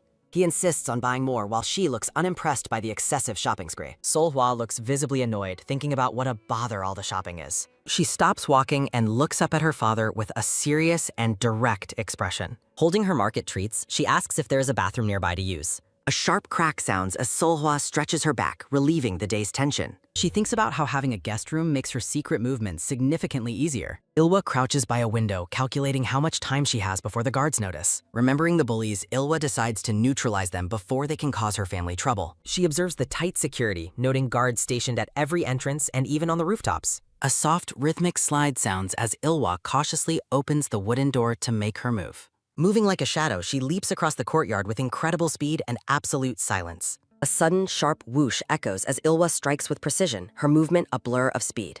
Shadowy figures grumble about the unexpected presence of the Black Dragon Guard's formidable leader. The bullies walk through an alley, confused by the sudden increase in local public security. One bully scolds the other for getting caught because of his constant daily freeloading. A muffled thud sounds as the green-bearded man silences his loud companion to avoid detection. They discuss how the righteous Namgung family would likely compensate the inn for their recent disruptions. The group hesitates to cause another scene, worried about their pay being withheld as punishment. They plan to intimidate the innkeeper to prevent any reports reaching the powerful Namgung clan. The green-bearded warrior grins, finding their plan to bully the innkeeper perfectly sensible. A sudden gasp sounds as the scout freezes, realizing someone is standing right behind him. His hands tremble violently as he realizes his entire body has been completely paralyzed. Ilwa strikes his acupoints, warning that he will be unable to move or scream for hours. The remaining bullies panic, wondering who could have taken down their senior so effortlessly. Ilwa stands before Ilryong and Sambong, her gaze cold as she confronts the dishonest warriors. She demands to know why such dishonorable men are serving as warriors for the Namgung clan. Ilwa exposes their past as thieves, accusing them of lying to join the clan's guard units. She recalls their history with the Blood Sect, knowing their nature will never truly change. Ilwa apologizes to her father in her heart, certain these men will eventually betray the clan. She coldly declares they don't deserve mercy, though her family's rules prevent her from killing them. A sharp huff escapes the terrified man as she decides to spare them only for appearances. Pop! Ilhwa forcefully shoves a mysterious pill into the bully's mouth, sealing his fate. The warrior stands petrified, his hair standing on end from the sheer terror of the situation. Ilhwa sinisterly explains that while they live, they are now under her absolute and total control. She glows with a faint blue aura, threatening to end them with a single finger's twitch. Horror dawns on the man as he realizes she has poisoned them with the legendary Godok. These bugs definitely take till death do us part to a very literal and painful extreme. Ilhwa offers a chilling choice, suggesting she could kill one of them to prove the poison works. The bullies recoil in terror as she scoffs at their cowardice and prepares to depart. She walks away, leaving them with a cryptic promise that they will meet again very soon. The young girl pauses, her long hair billowing in the wind as she finishes her task. Her eyes flash with a terrifying light, leaving the warriors paralyzed by her overwhelming martial presence. A frustrated groan sounds as the frozen men wonder when their agonizing paralysis will finally end. Thud! Chang'un bursts into the room, surprised to find Ilhwa already waiting there peacefully. Ilhwa maintains an innocent expression, appearing as though she never left her designated guest room. Flustered, Chang'un fumbles for an excuse about a lost pouch to explain his sudden intrusion. He wonders how she remained so quiet that he couldn't even hear her breathing through the door. The veiled woman kindly tidies Ilhwa's messy clothes while the young girl apologizes for the wait. In a dim hall, a mysterious figure listens to reports confirming a child's arrival at the clan. Pavilion Master Nobek considers the news of the child heading straight to the Namgung family. They discuss the theft of a great elixir and how it correlates with a recent attack. Nobek is urged to find the missing elixir immediately to secure their only remaining chance. He questions the convenient timing of the rumors, suspecting a trap set by an unknown enemy. Looking down at the Grand Hall, Nobek admits they have no other choice but to act. A heavy sigh sounds as the old master bows deeply, preparing for the difficult path ahead. The scene shifts to Changhae, who looks on with interest at the training warriors in the courtyard. Distressed, and the young girl looks away as a troubling realization takes hold. A clear, rhythmic ringing sounds as golden bells on a red cord dangle and sway. In a dark void, Selhwa struggles against thick, suffocating red cords that bind her movements. She grips the tangled mess of red fibers, cursing the frustrating limitations of her situation. A sudden, sharp crash echoes through the room as a ceramic object is violently shattered. Breathing heavily, she stands over the broken shards of pottery on the floor in silence. A soft gasp escapes her as she stares at her hand, dazed by the outburst. Fresh blood stains her palm as she looks down at the sharp, scattered porcelain remains. Torian warns that her behavior is dangerous, threatening to reveal her secrets to the master. Solhwa counterattacks, threatening to expose Choryeon's possession of the lethal Blood King poison instead. A loud, frantic shout rings out as Choryeon panics over the girl's bold and terrifying threat. Terrified, Choryeon checks the empty hallway to ensure no one overheard their conversation about the poison. Choryeon remarks on her fierce, tiger-like spirit, while Selhwa maintains a calm and resolute gaze. Teasing her with a playful smile, Choryeon hints at news that might interest the little tiger. Solhwa blinks in surprise when told the clan leader intends to perform a chi purification. Choryeon explains the grand technique will open her meridians, leaving the young girl completely stunned. A sisterly laugh follows as Choryeon notes how deeply she is loved by the clan master. An ancient text explains that chi purification allows a master to completely remake a person's constitution. Solhwa reflects on the high stakes, knowing even masters risk chi deviation for this dangerous technique. She recognizes this selfless act of devotion as a divine blessing rarely bestowed upon any warrior. Solhwa realizes that this bloodline-enhanced gift will allow her to surpass all other martial artists. Surrounded by glowing blossoms, she sits in tranquil contemplation of her father's immense love and sacrifice. Choryeon laughs at her sudden honesty, teasing the girl for finally showing her true, vulnerable feelings. The green-haired woman watches with a warm, affectionate smile as Solhwa processes the life-changing news. Dressed in elegant robes, Solhwa grumbles about being called cute by everyone she encounters today. A quick patter sounds as she climbs the stairs, haunted by memories of guards praising her. Walking through the grounds, she wonders if everyone in the Namgung family is equally peculiar. Solhwa approaches the dining hall, finding the constant, boisterous family meals to be quite overwhelming. Gourmet dishes fill the table while a lively boast about a recent thrashing fills the air. Changsan is sternly scolded by his elder brother for his lack of temperance and impulsive behavior. A boisterous laugh echoes as Changsan complains about his brother Changhae's constant picking at him. Solhwa stands silent, chilled by the contrast between this warmth and those she once killed. She contemplates the strange weight of the word family as she prepares to join them. Chang'un notices her, offering a warm invitation as he wonders why she is hesitating outside. A bright, joyful grin spreads across his face as he welcomes his daughter to the meal. He admits that the simple sound of family laughter is what he treasures most of all. Walking together, Chang'un confesses that such warm domestic moments still feel wonderfully unfamiliar to him. Solhwa recalls her previous life's family, a cult of killers always waiting to betray one another. She asks a somber question, wondering if he would truly feel sadness at a family's death. Chung-eun's expression turns serious and reflective, the weight of her words sinking into his heart. Suddenly, a sharp snap sounds as he lunges forward with a playful and unexpected movement. A pained groan escapes her as he flicks her forehead, catching her completely off guard. He comically rages at her, scolding her for wasting time on such childish and gloomy assumptions. Huffing with mock annoyance, he orders her to focus on martial training instead of pointless thoughts. Rubbing her stinging forehead, Selwa resolves to grow strong enough to protect this precious new family. Chung-eun's gaze narrows as he questions why she returns with new hidden injuries every single day. He warns that a swordsman's hands are vital, urging her to realize the importance of self-preservation. He promises to keep a close watch on her as she playfully runs toward the hall. A light, quick slide sounds as Selhwa hurries toward the warmth of the family meal. She looks back one last time, certain that only her future actions can change her destiny. A wooden sliding door opens with a quick duruk as Selhwa enters the room.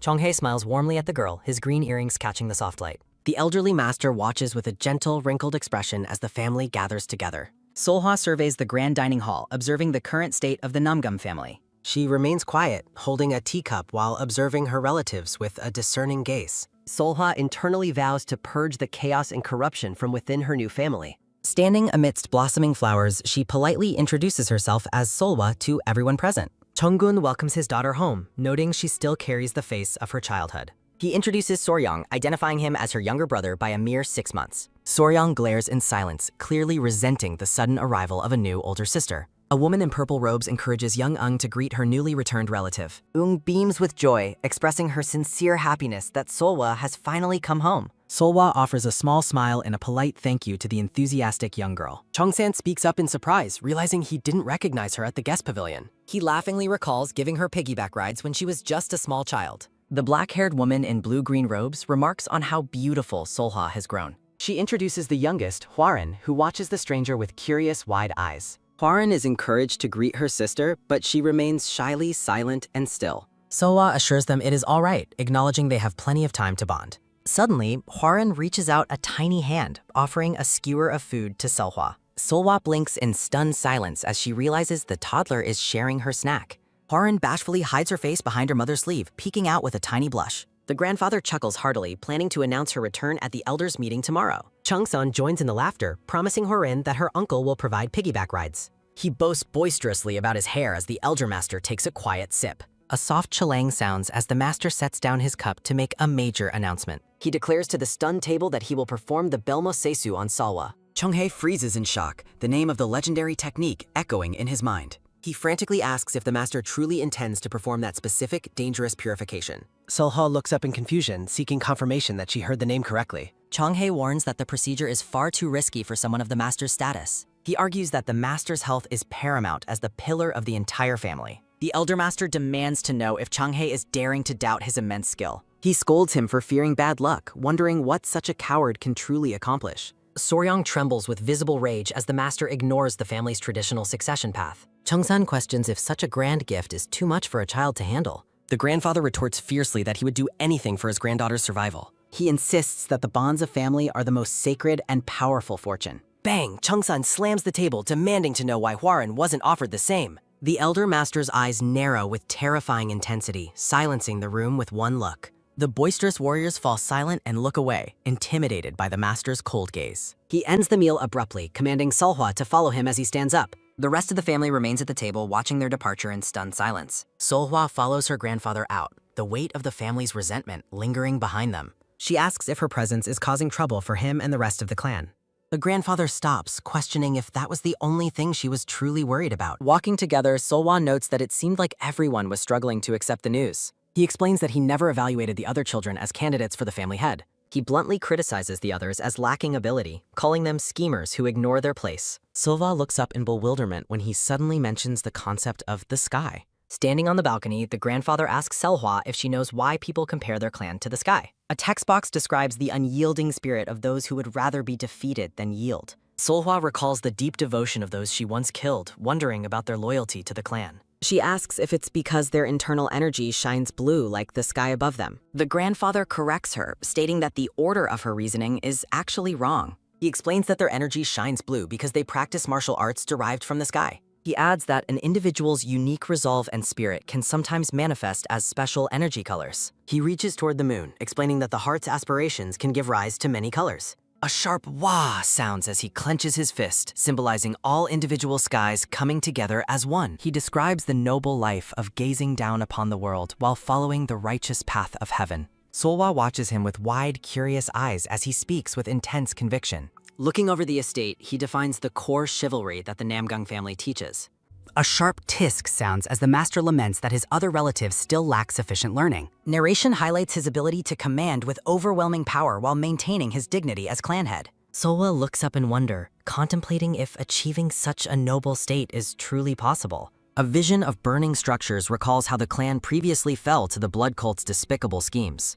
Standing together on the balcony, he warns her that rigid, straight trees are bound to break. Solhwa looks back at him, asking if it's true that broken trees cannot rise again. The master pauses, his expression becoming serious and reflective as he considers her difficult question. He admits his honest belief that it is far better to break than to bend one's integrity. A series of quick tap-tap sounds as he emphasizes that the spirit is the most vital element. Glowing text explains that trees with remaining roots will eventually grow again and come back to life. He smiles warmly at the young girl, asserting that a continuing spirit is all that is necessary. A soft shh sounds as Solhwa watches glowing petals drift through the air in the moonlight. She recalls her own death and the clan's fall, questioning the master's philosophy. She wonders if the unyielding spirit of those she killed eventually grew up to defeat the cult. Leaves drift peacefully over the rooftops of the grand estate under a clear, bright sky.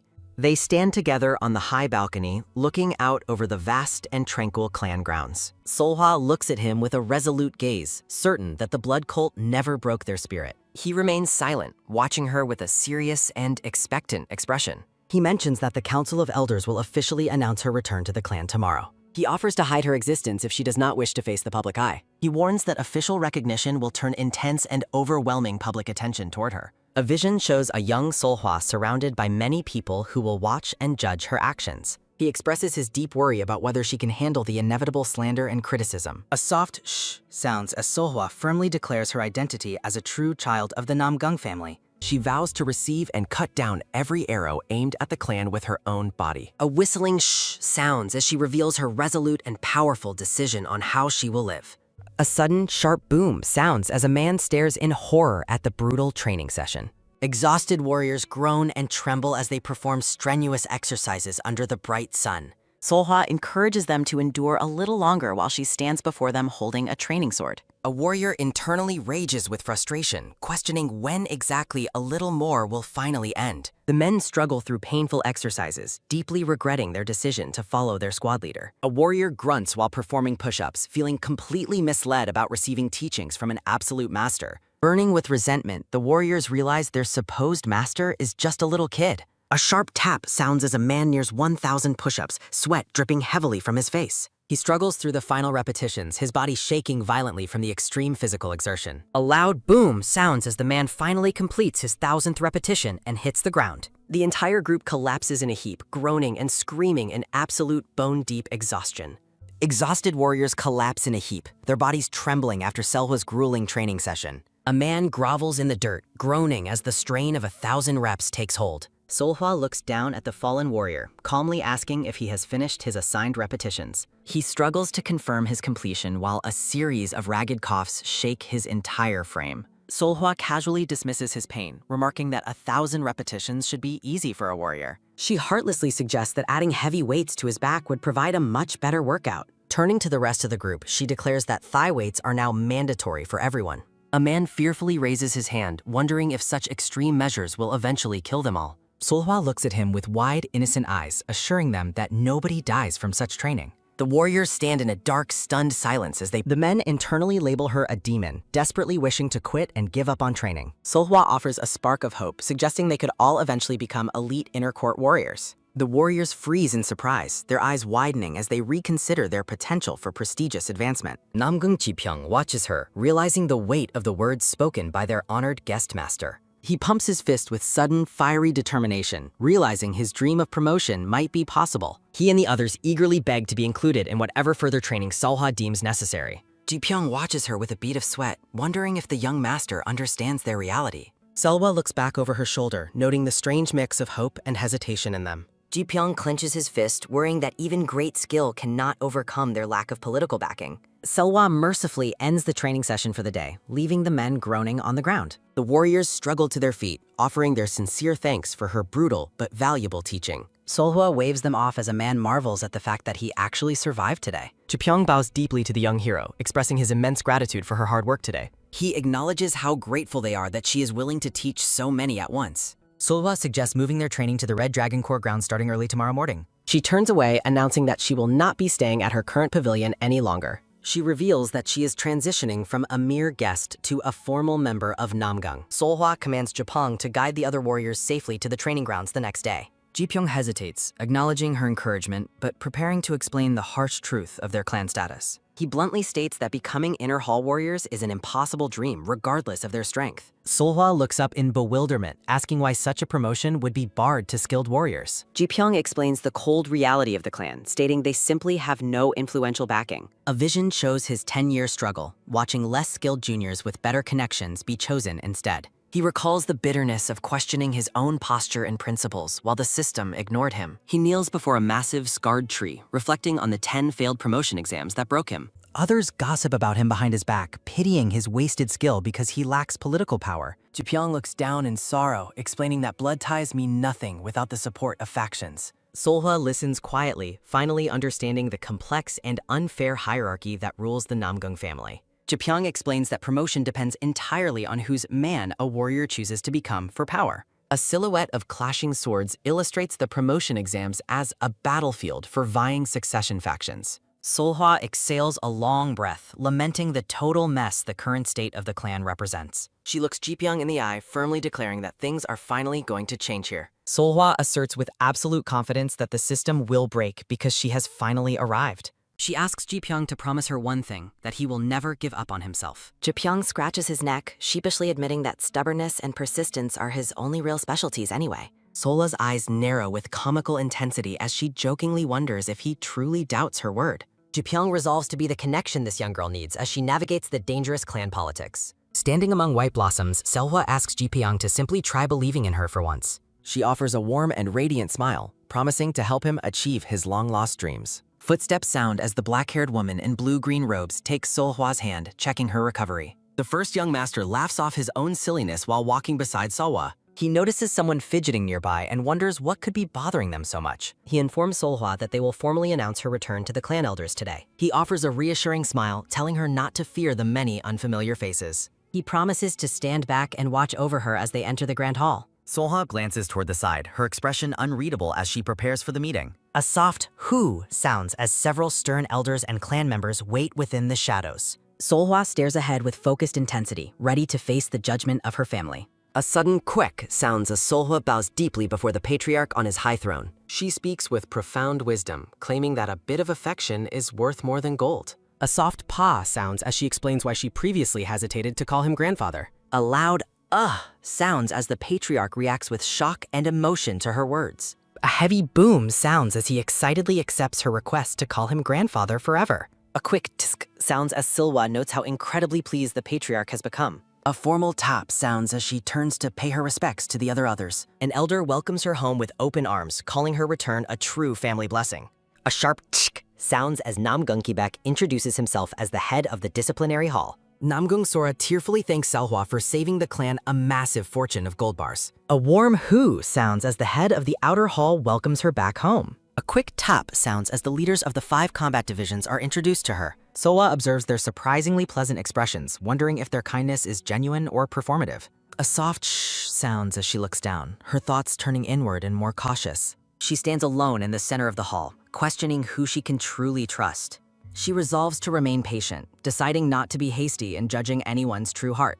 A low shh sounds as she determines that direct action is the only way forward. A soft "pa" sounds as the patriarch formally announces the return of their lost child. A steady tap sounds as he walks forward, wanting the entire world to hear the news. He commands that celebrations begin across the land, ordering granaries opened for all to see. A powerful "pa" sounds as he declares the clan's absolute protection over the young girl. He vows that the Namgung family will never again repeat the tragedies of their past. He reminds everyone of their past suffering, contrasting it with the immense joy of today. A resonating tap sounds as the entire hall kneels in a massive display of loyalty. A loud boom sounds as the warriors pledge to follow the patriarch's will for Selwa. A close-up highlights the resolute and powerful identity Solwa has reclaimed within her family. The scene shifts to the tranquil Yangsha Pavilion, a grand estate shimmering under the sunlight. A series of soft tap-tap sounds as Solwa and the young master explore the grounds. She marvels at the scale of the pavilion, learning it once belonged to her grandmother.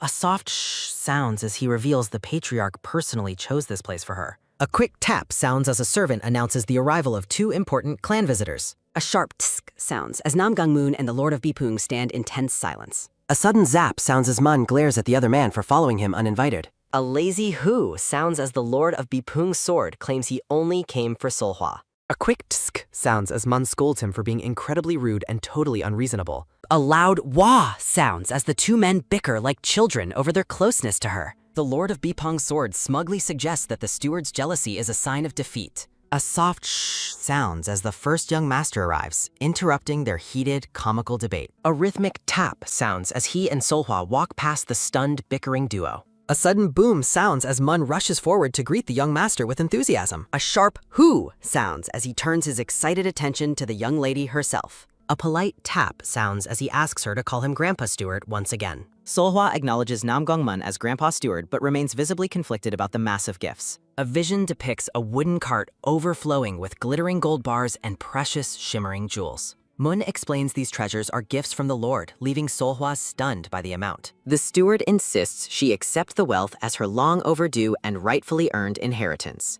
Setting the gold aside, the steward begins rummaging through the chests to find other special treasures. He excitedly presents fine fabrics, though Solwa questions why such domestic items are being given. Moon offers nourishing elixirs, while Selhwa considers the many months needed to finish them all. A soft click sounds as the steward prepares to reveal a real surprise from a chest. Solhwa watches with curious blue eyes as a brilliant light emanates from the opening box. The box contains a collection of exquisite, ornate hairpins and floral jewelry that sparkle brightly. Mun explains the patriarch personally selected these, but Selho's reaction remains strangely muted and underwhelmed. He whispers that he had to physically overpower the patriarch just to bring these specific gifts. The steward notices her lack of excitement, wondering if she truly dislikes the precious gold bars. Mun and the Lord of Bipung bicker over whether the girl's expression denotes delight or disappointment. A lazy hoo sounds as the Lord of Bipung scoffs, claiming he alone knows her taste. With a wide, toothy grin, he offers his personal gift to celebrate her return home.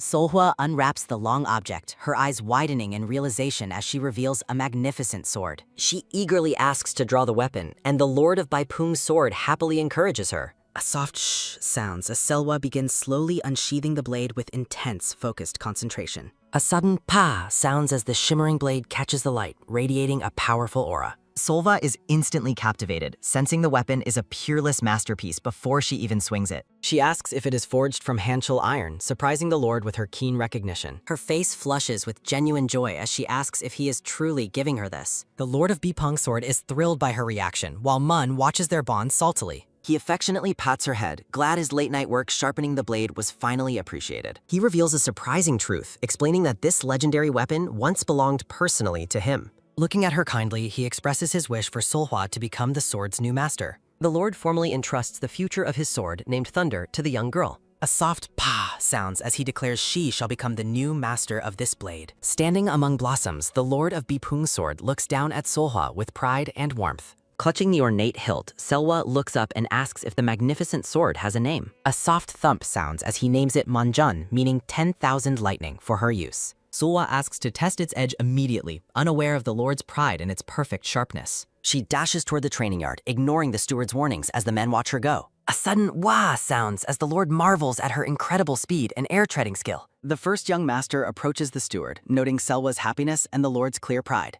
Mun sighs with a smile, satisfied that the patriarch's feelings were successfully conveyed through the gifts. He directs the servants to move the cart of gold and treasures to Seolwa's new quarters. Mun turns around as a servant calls out to him, announcing another new gift's arrival. The servant bows respectfully, asking if this latest delivery should also be placed in her quarters. Mun asks who sent the gift alone, but the servant apologizes for not having the information. Moon grows suspicious, noting how quickly a gift arrived after the announcement of Selhwa's return. He decides they must investigate the mysterious item and the identity of the anonymous sender. The scene shifts to the private training yard where wooden dummies and racks of weapons stand.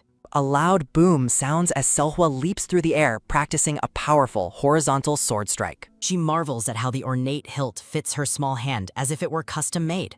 A rhythmic tap sounds as she lands and continues her fluid, expert practice with the new blade. Solha offers a rare, genuine smile, feeling an incredible and natural connection to the weapon. She feels as if the sword was made specifically for her as she prepares another strike. A powerful zap sounds as the blade shimmers with the energy of 10,000 lightning, Manjan. Solha executes a powerful horizontal strike, feeling the sword's weight matches her resolve. She feels an invincible power, believing she can cut through any obstacle before her. A surreal vision appears as Seolwa faces a monstrous, glitching red hand of malice. With a swift leap, she slices through the ethereal hand with blinding speed. She focuses on her sword path, relishing the freedom to move in any direction. Advancing forward, she relentlessly cuts through the air, refining her newfound martial strength. A massive explosion of blue energy marks her final strike in the training courtyard. Panting heavily, Solwa pauses as her body catches up to her intense spiritual exertion. Looking at the blade, she decides its current name must be changed to reflect fullness. She reinterprets the name Manjan to mean a sword that fills the world with light.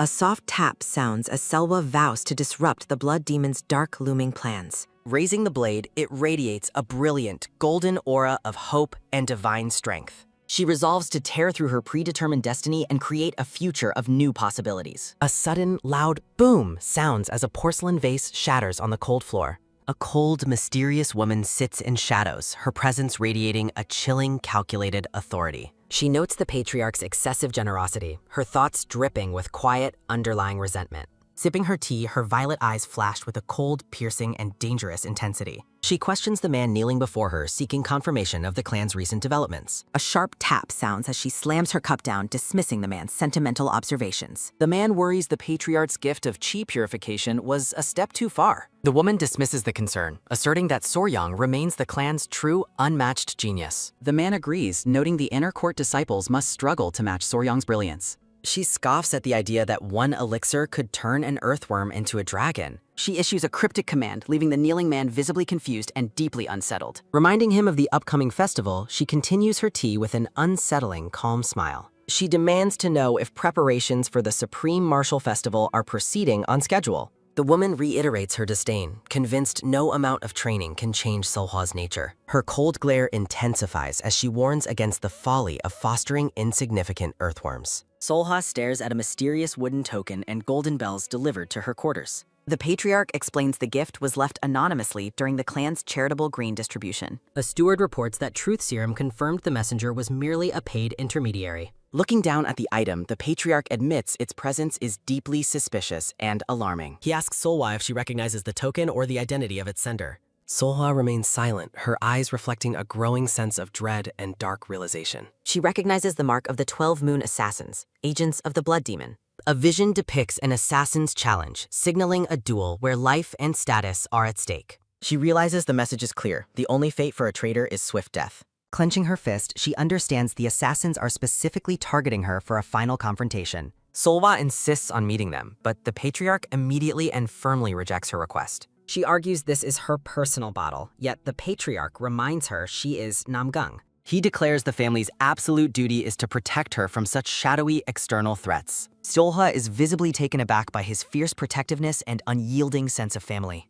The patriarch cuts her off with a stern command, ending any further debate on the matter. He explains that sending her into unknown danger without information is an unacceptable risk. He orders the chief steward to handle the investigation while Selwa stays within safety. The steward carefully retrieves the token, his expression solemn as he accepts the dangerous task. Soryang places a comforting hand on her shoulder as Solhwa calls out to her grandfather. Internally, she refuses to back down, knowing the hidden message requires her direct involvement. She views the challenge as a vital opportunity to uncover the Blood Demon's hidden schemes. Turning to Soryang, Solhwa reveals she has a secret plan to deal with the assassins. The patriarch refuses Selwa's reckless proposal while she argues for her personal safety. Selwa confidently asserts there is a way to capture the enemy without being injured. Solhwa begs the patriarch to listen to her plan as the steward watches closely. A weary sigh escapes the patriarch as he acknowledges the young girl's incredible stubbornness. Yielding to her persistence, the patriarch commands Solwa to speak her intended method. Walking through the courtyard at sunset, Soryang expresses deep worry for the girl's safety.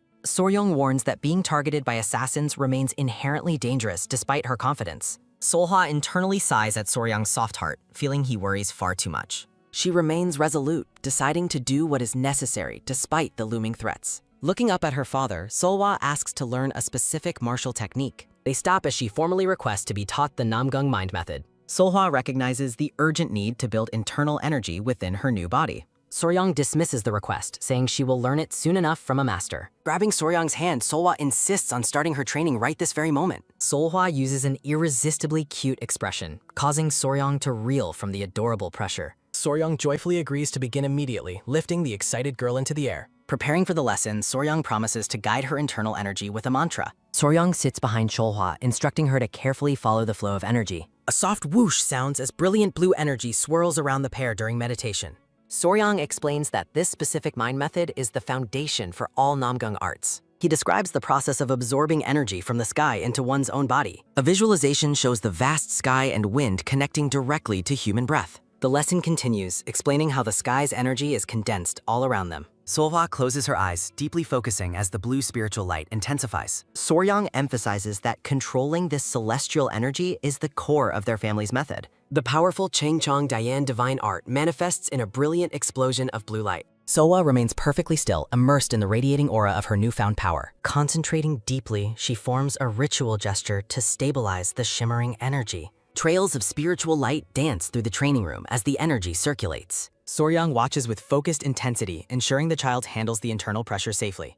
Guiding her with a gentle touch, Soryang channels more energy into the girl's back. Solhwa's spirit is described as exceptionally pure as energy circulates throughout her body. Soryang maintains a watchful gaze, fascinated by the girl's natural affinity for cultivation. Soryang decides to end the guidance session, satisfied with their initial progress. He asks if it was difficult, explaining that mastering circulation takes great time. Soryang is suddenly shocked, realizing Solwa is moving her internal energy completely unaided. Soryang panics and warns her to stop before she suffers a dangerous chi deviation. A sudden boom sounds as a massive violent pillar of energy erupts from Solda. Soryang recoils in absolute disbelief, mesmerized by the overwhelming aura the girl projects. Solwa sits peacefully within a flawless flow of blue flames, leaving Soryang stunned. A sharp whoosh sounds as Soryang watches the girl's unbelievable display of talent. Soryang realizes with horror that the girl is even siphoning energy from others. Soryang trembles on the floor, overwhelmed by the sheer violence of the child's energy. He compares her to a starving beast, terrified by her boundless spiritual hunger.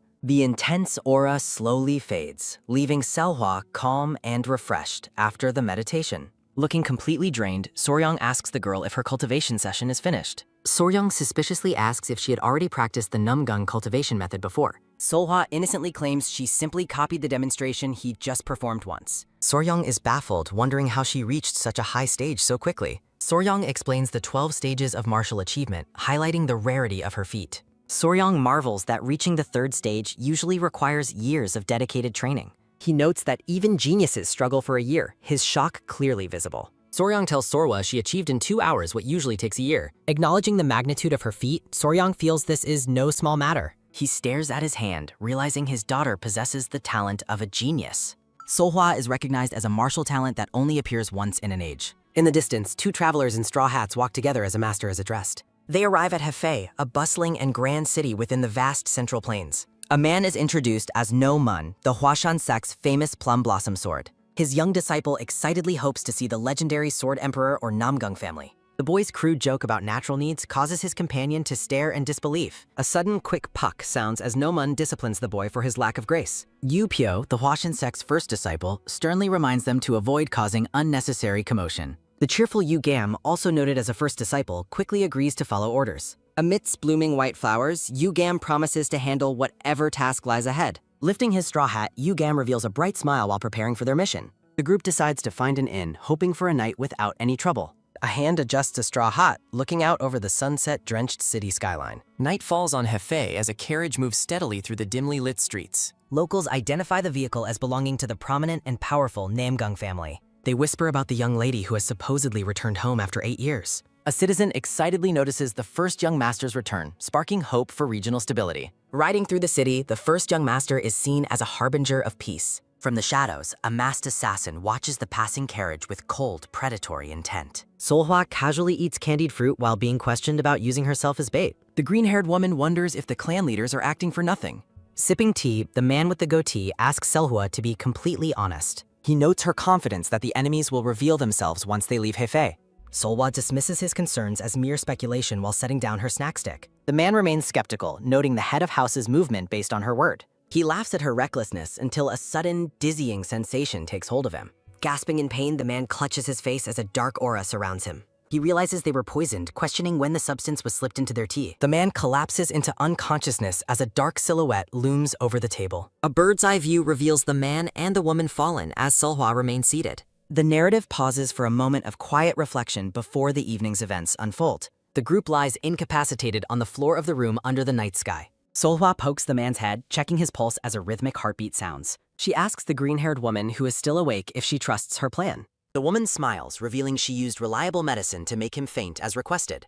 She notes Selwa's knack for complications, wondering how the secret windsword will react. Stating her help ends here, the woman asks to be excluded from the conflict. She jokingly suggests pretending to be poisoned herself to avoid any further trouble. The green-haired woman looks up, her expression turning serious as she watches Solhwa. Dressed in dark ninja attire, Selwa crouches on a balcony, ready for her mission. The woman realizes Selwa intended to handle the dangerous situation alone from the start. She advises the young miss that she cannot carry the world's burdens by herself. Since Selwa is being stubborn, the woman demands she return safely without getting hurt. A sharp talk sounds as Solhwa leaps over the city bridge with blinding fleet.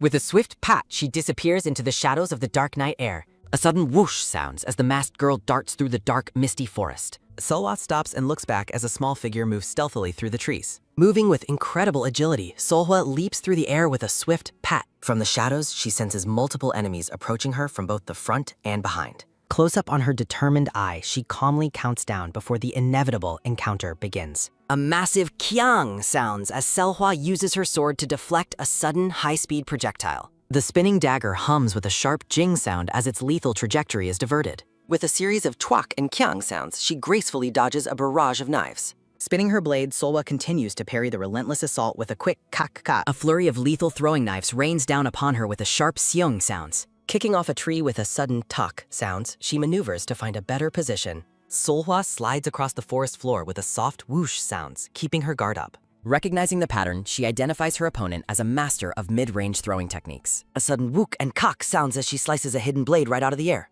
In the distance, a brilliant pink light erupts through the canopy with a sudden boom. Solhwa lands in a defensive crouch with a tok sound, scanning the dense foliage intently. Standing tall, the young miss demands the hidden assassin reveal himself and face her directly. Silent rustling sounds come from the darkness as a mysterious figure watches from the deep shadows. A man with dark, streaked hair mocks her, calling the young Tower Master crude and predictable. The figure is revealed as Powell, a man from her past who looks upon her coldly. Powell questions her sudden departure, while Selwa remains indifferent to their past relationship and greetings. He smiles maliciously, admitting he was delighted to hear she had betrayed their former master. Unsheathing a short sword with a sharp chok sound, Powell declares his intent to kill her. He looks down upon her, deeming it absurd that someone so insignificant held such high rank. Powell lunges from above, wondering if his sect leader will reward him for taking her head. Deflecting his blade with a sharp twak sounds, Selwa notes his jealousy has never truly changed. A violent kwang sounds as their weapons clash, creating a brilliant explosion of martial energy. Their blades lock together with a grinding kak sounds as they struggle for physical dominance. Solhwa kicks Powell away with a sudden puck sounds, forcing him back with a boom sounds. Powell retreats and lands safely, but his expression darkens as Selwa remains perfectly composed. Grinding his teeth with a kaduk sounds, Powell is infuriated by her persistent and calm arrogance. He screams in a rage, demanding she show proper respect to the memory of the master. Powell claims she only survives due to mercy, but Selwa scoffs at his deluded worldview. Drawing a larger blade, he warns that she can never truly escape from their master's palm. Solhwa realizes he is merely a tool controlled by a mental suggestion, unable to act freely. Powell's eyes glow with a sinister red light as his rage begins to cloud his judgment. She understands he won't break his conditioning willingly, regardless of how much logic she uses. Looking him in the eye, Solhwa calls his name with a tone of quiet, resolute authority. Powell settles into a combat stance, declaring he will finally start fighting her with serious intent. Solhwa gestures for him to attack with a mocking snap sound, inviting him to try his best. Their swords clash in a blinding flurry of movement with rapid kyung and kyung sounds. Powell lunges past her with a heavy thud sounds, barely missing a lethal strike as she dodges. Solhwa realizes he is staying within her reach to prevent her from swinging her sword properly. She calmly decides that her long blade doesn't require wide movements to find its mark effectively. Planning a decisive counter, she aims to twist his blade and disarm him with a swoosh. Sounds. A massive chwak sounds as she executes a powerful, high-speed horizontal slash through the air. Close up on her focused eye as she anticipates Powal's next desperate move with precision. The forest rings with a sudden kwang kyang sounds during their intense and high-speed exchange. Their weapons meet with a loud clang, sounds as Powal questions if she truly understands the situation. Solhwa coldly asserts that despite his outbursts, he is currently at his most vulnerable and weak. Powell's initial confidence falters as he realizes his opponent is far from ordinary. Their blades meet with a sharp kaying sound during a rapid, high-speed exchange. Taunting her about bluffing, Powell continues to press his relentless and violent assault. Consumed by a desperate rage, Powell lunges forward with a scream of pure fury. Solhwa parries his strike with a massive kyong sound as blood splatters the ground. Powell warns that wounds from his bloodlust-filled blade will never truly heal. He ruthlessly attacks again, claiming she deserves to die from her excessive blood loss. Red martial energy pulses around Powell as he enters a state of murderous frenzy. Executing his broken engagement Docker technique, Powell spins through the air with lethal intent. Solhwa stands her ground as waves of red energy tear through the dark forest. A sudden, quick talk sounds as Selwa maneuvers through the shadows with blinding speed. A violent kwang sounds as Powell lunges from above, meeting Selwa's defensive blade. Their weapons clash repeatedly with rapid kyang sounds and a high-speed blur of movement. Powell acknowledges her bravery as his blade ignites with a sinister and flickering fire. Solhwa leaps through the air, but a sharp pit sound signals a successful hit. Wincing in pain, Selhwa is pushed back by the sheer force of the strike. The forest rings with tong and chwak sounds as their powerful energies collide. Solhwa soars over the red energy lines, preparing for a decisive and final counter. Seeing her supposed vulnerability, Powell smiles maliciously while preparing his final lethal blow. Powell cries out in pain as Selwa's powerful strike finally finds its mark. Selwa's blade glows with divine light as she focuses her immense internal energy. With a final punk sound, she stabs Powell, ending the fierce and bloody duel. Powell's head slumps forward as his consciousness begins to fade into the night. A massive kwang sounds as a pillar of martial energy explodes vertically into the sky. Silence returns to the forest as blood stains the grass after the brutal battle. Gasping for air, Powell collapses as Selhwa watches him with cold and detached indifference. He mutters curses under his breath while struggling to stay awake and survive. Powell realizes his mistake, acknowledging Selhwa was never just a simple pretending sword. A terrifying dark aura surrounds Selhwa as she reveals her true hidden nature. Powell claims no one welcomes death, but Selhwa remains unmoved by his desperate words. She stands over him, coldly reminding the fallen man of his place in the world. A swift pat sounds as she cuts away 2 golden bells with surgical precision. The golden bells fall to the ground with a soft, final toddle-rang sound. Solhwa's dark silhouette stands alone, her mission finally nearing its inevitable conclusion. A sudden pyong sounds as Powell uses a smoke bomb to facilitate his escape. Thick smoke fills the area as Selhwa shields her eyes from the sudden distraction. She coughs, realizing the fog contains a potent and fast-acting sleep bomb. The forest grows silent once more as the mist lingers in the cool air. A title card announces the next chapter in the return of the prominent granddaughter. Powell flees into the distance with a series of frantic and desperate talk sounds. He curses his failing body, wondering why the blood curse is still causing pain. Desperate to survive, he pushes himself to run faster, fearing the blue-haired monster. A sharp kuhuk sounds as Powell coughs up blood, his martial strength vanishing. Collapsing with a dull puk sound, Powell hits the damp forest floor hard. He lies defeated and trembling, unable to flee any further from his dark fate. Solhwa looks back at the sword she intended to return to its rightful owner. Powell begs for his life as Selhwa walks slowly toward her fallen and broken foe. Crouching beside him, she notes his desperation is nothing more than pathetic nonsense. He pleads for her to wait as her hand reaches toward his terrified face. A sudden tuck sounds as she strikes him, silencing his final, desperate pleas. Solhwa strikes a pressure point with a sudden, high-speed horizontal slash and a soft whoosh sounds. Pressing her fingers to his neck with a sharp talk sound, she elicits a pained groan from Powell. Powell is stunned as he realizes the blue-haired woman has skillfully staunched his heavy bleeding. Solhwa steps back while the wounded man asks about her baffling and contradictory intentions. She notes he previously begged her to save his life, using a quiet, resolute tone. Solhwa declares she will spare him once purely to spite their former master's wishes. Powell looks up at the blue-haired woman, confused by her sudden and unexpected act of mercy. Memories of a grand palace remind her that Powell's death was always the master's true plan. Solwa orders Powell to survive and deliver a message to their manipulative and cruel former master. Powell resolves to live on his own terms rather than as a tool for another's desires. Solwa turns away, coldly reaffirming that they remain enemies despite her temporary act of mercy. Powell wonders why the blue-haired woman was always considered so exceptionally special by their master. His voice rises in a desperate scream, lamenting the lack of recognition for his many sacrifices. Solwa looks back, identifying them both as discarded tools merely intended for the demon's amusement.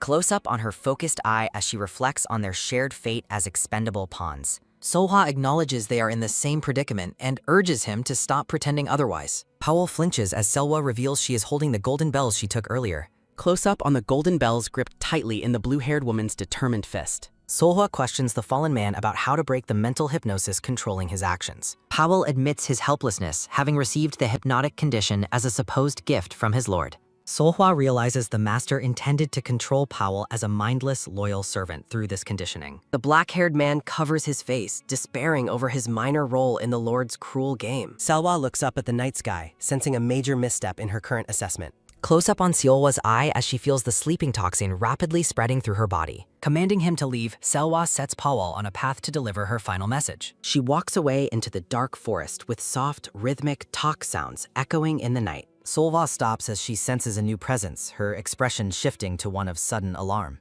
A long-haired man holding a sword suddenly appears behind her in a brilliant flash of light. Solwa gazes at the mysterious newcomer, sensing his immense and dangerous martial power immediately. The man mocks the situation as his arrival shifts the balance of the forest encounter. Solwa's eyes widen in shock as she recognizes the man from her distant and dark past. The man is revealed as Yunwol, the master assassin known as the Master of the Hidden Moon. Yunwol formally greets Solwa as the vice cult leader with a respectful yet mocking bow. Solwa remains silent, processing the cult leader's reference to Powell as a disposable gift. Yunwol stands over the fallen Powell, apologizing for the damage done to the Lord's supposed gift. Solwa questions how he can maintain such an attitude after witnessing the recent events directly. Yunwol warns that the Namgung family is no match for the cult's true and hidden power. He condescendingly compares the Namgung to kittens that cannot hope to stand against a fierce tiger. Solwa prepares to fight as Yunwol relays an offer to return to the cult's embrace. Her expression hardens as red martial energy begins to flare menacingly around her form. Yunwol coldly asserts that she has no choice but to follow the cult leader's absolute will. Massive red snake-like energy coils around Selwa as Yunwol mocks her stubborn and futile resistance. Yunwol looks back with a start, surprised by the sudden and intense pressure of Solwa's aura. Using a burst of green light, he acknowledges he underestimated her hidden and powerful martial strength.